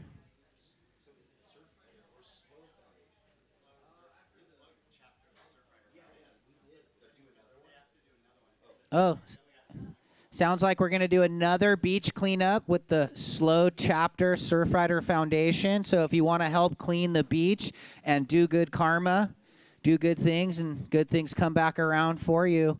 So if you want to help clean the beach, we're going to do another little beach cleanup. We had about 10 or 12 volunteers in the first cleanup, and we're going to do it again. 90 seconds, 1 minute, 25 seconds remain. So, again, thank you to everybody here that came out to enjoy it on the beach with us. We're going to be thanking everyone who joined us online for this event. Thank you to Andy McKay for putting this thing together. Again, if you want to contact him and find out more how to get involved, surfersoftomorrow.org is where you would go. Yeah. He wants to grow this movement in California, as we are down to just under 1 minute, and we know as it stands, Taro Watanabe from just down the coast in Malibu has taken out his first QS win ever in his career here at this inaugural event in Morro Bay. Yeah, 40 seconds till we make it official. It's only semi-official now, right? Till the clock strikes well, one. You never know. What if something happens? David can wiggle him into a mistake. Yeah, get a priority interference on him, but then he'd have the 8. Oh, yeah, then it would go back to the best one wave. So 15 seconds. It's done and dusted. But a great result for David DeCarmo nonetheless. 10 seconds. And we'll count this one out here. 5, 4, 3, 2, 1. Let's hear it for the finalists. Taro Watanabe, your champion. We'll be back after a short break with the awards presentation. Fast can wait. Slow will set you free. Because here in SLOCal, slow is not falling behind. It's the freedom to catch up with the things that matter most to you. Soon enough, you'll discover that SLOCal is just your speed.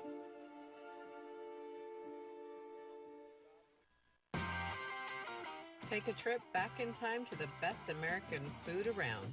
Colecat serves 14 different burgers, all with the traditional fixings and some with a unique flair. Check out our Burger of the Month, which is always changing. All Colecat Cafe sauces and dressings are made in-house with the finest ingredients. And don't forget about the incredible milkshakes and adult shakes that are fully customizable. Come give us a try. We are open 7 days a week at 10:30 a.m. Will. All right, hey, welcome back. SLOCal Open at Morro Bay. We're going to be wrapping things up here. We're going to hang on, and we'll be sending it down here for the awards presentation shortly. Yeah, it looks like, will we get an interview? I hope we get an interview with maybe both Taro and Izzy, because we didn't get one with Izzy. Or we'll do it in the awards. I'm not sure, but everyone online, thank you for joining us. Jeff Baldwin, Ryan Simmons at the SLOCal Open Morro Bay inaugural event. We just had Izzy Gomez take it out on the women's side and Taro Watanabe on the men's. 2 first event winners. So incredible stuff, making history. young surfers on the rise. The stars are shining. The stars aligned for them here this last 4 days. We've had a great time. We enjoy being up in this nest of Central California, the SLO area, Pismo to Morro Bay, enjoying the sights and sounds and feels of this whole beautiful natural paradise. Look at that. That's a cool shot right there. They're chatting it over. David's got a smile on his face. Obviously, he's frustrated, but yeah, when it all shakes out, it's going to be a great event for DeCarmo, you know, when he looks back at it.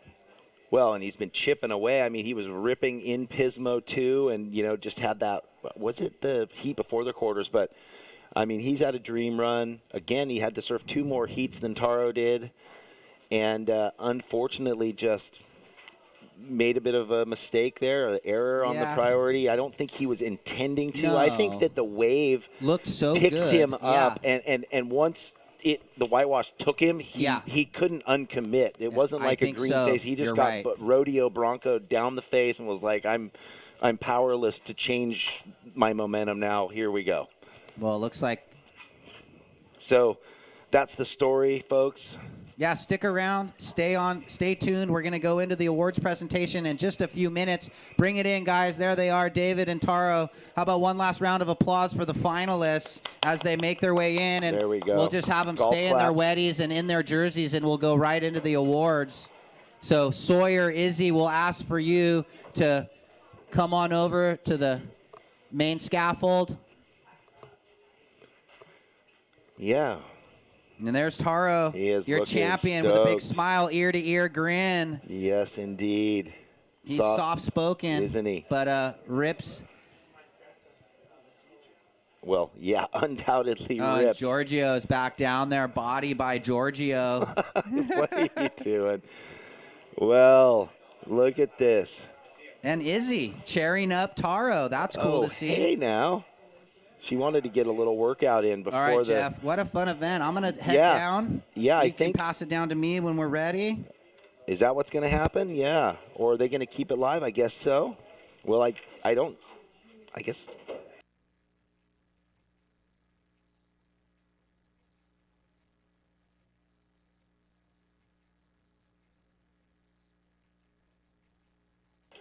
At some point.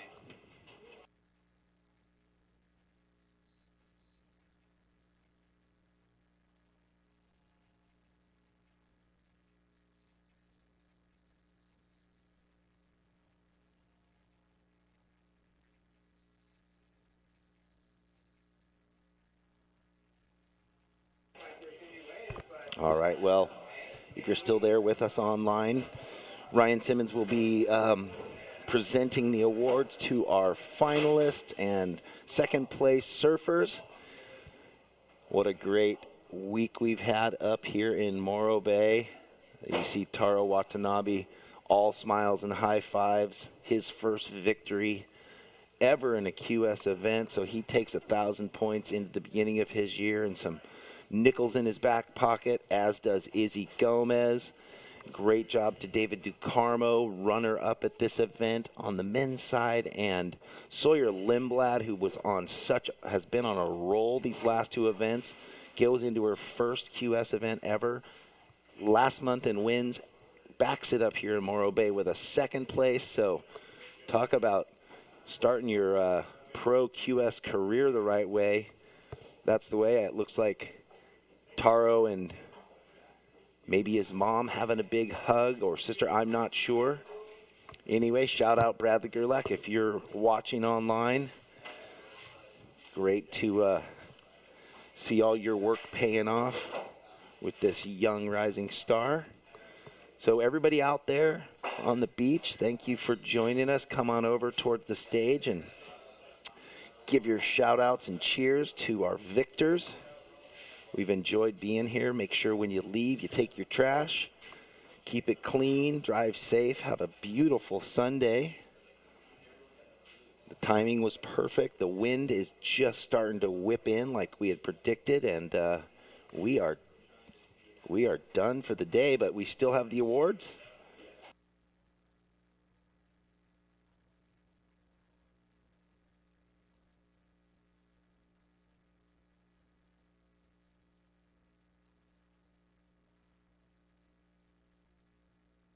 Well, again, thank you to Andy McKay for putting this event together, putting the 3 years of Pismo Beach together. And if anybody out there wants to get involved, surfersoftomorrow.org.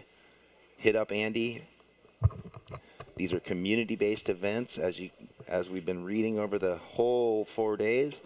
All the brands that are involved are local, and we'd love to grow this so that there's more platforms for these young surfers from, California, Hawaii, Brazil, Japan, Costa Rica. We've had, surfers from all over, Barbados.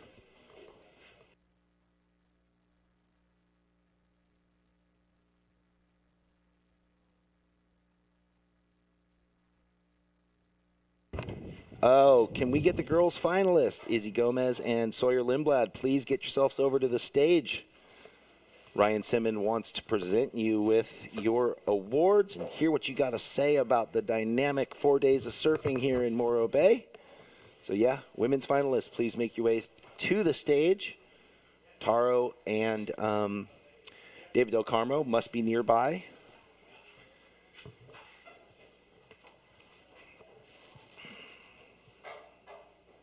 Izzy, where are you? Izzy Gomez.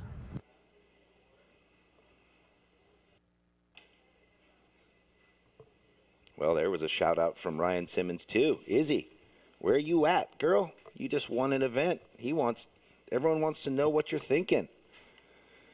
Anyway, I'm going to be signing off here. Jeff Baldwin, who was with Ryan Simmons, who's going to present the awards. Thank you for watching online, coming out to see it live.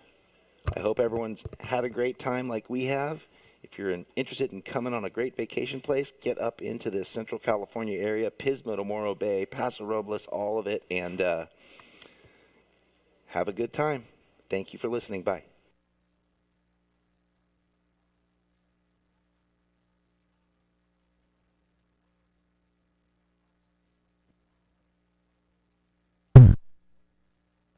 All right, I think we're good to go. So we're going to give away the awards for the women's finalists here. In second place in the red, Sawyer Lindblad. Give it up, the 14-year-old. She won Pismo. She's dominating in the Central Coast. $1,500 and some points. And taking the win in the blue, Izzy Gomez, her first QS win. 1,000 points and $2,500. Let's get some words with Izzy. Come on over. Izzy, talk about the win and just your emotions right now. Yeah, I'm really, really excited. I've been working really hard lately, and I just kind of came into this with no expectations and just wanted to surf and have fun. And when I saw that there was going to be a decent sized swell, I was really stoked on that. So yeah, I'm over the moon. And what about going up against Sawyer, knowing she won the last event? She's been pretty dominant in these last two events. Yeah, Sawyer's definitely in my mind, Katie, they're really, really good competitors and such strong surfers. So I knew I had my work cut out for me. And, I feel like this younger generation, they just have so much experience competing already. And I haven't really done too many shortboard events lately. So I'm just kind of getting my bearings. But I'm just really, really happy. And I'm stoked for Sawyer as well. Well, what's next for you? I'm just going to go home and try some new boards, and I'm going to go do that 3,000 in Barbados. So I'm really happy. It's a good right point break kind of. So yeah, it should be fun. Well, good luck down there at that 3,000. One last round of applause for your women finalists.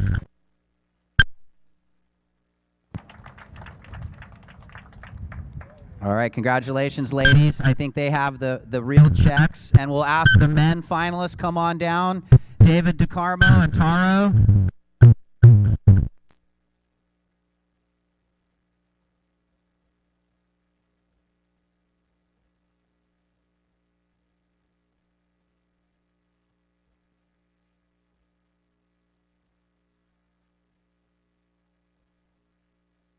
Wow, what a fun event. These guys were kind of the standouts through the first few rounds. You can kind of see who's going to end up on finals day. And this is how it all went down. Second place in the blue, David DeCarmo from Brazil.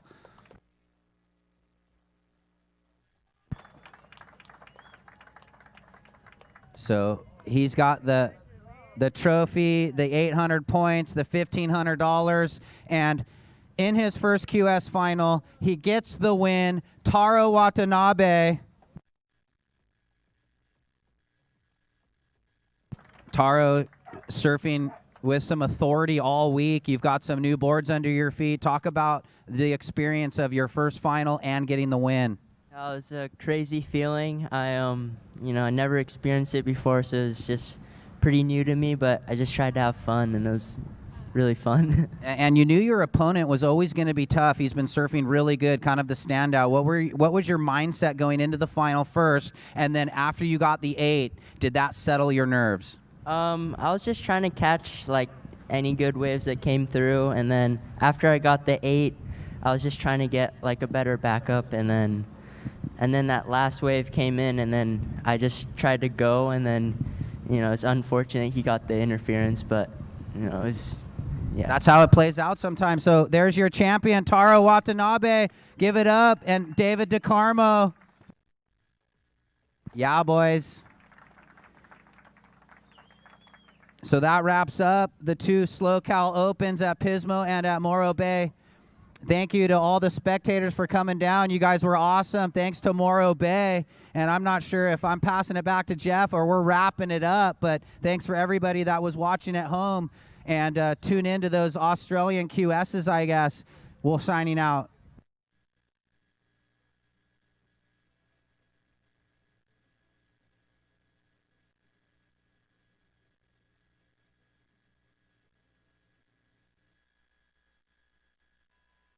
No offense to fast, but slow is good for the soul. While the rest of the world is busy racing to the end, slow gives your life the attention it deserves. Inhale. Exhale. Let us show you the world you've been too busy to see. Soon enough, you'll discover that Slow Cal is just your speed.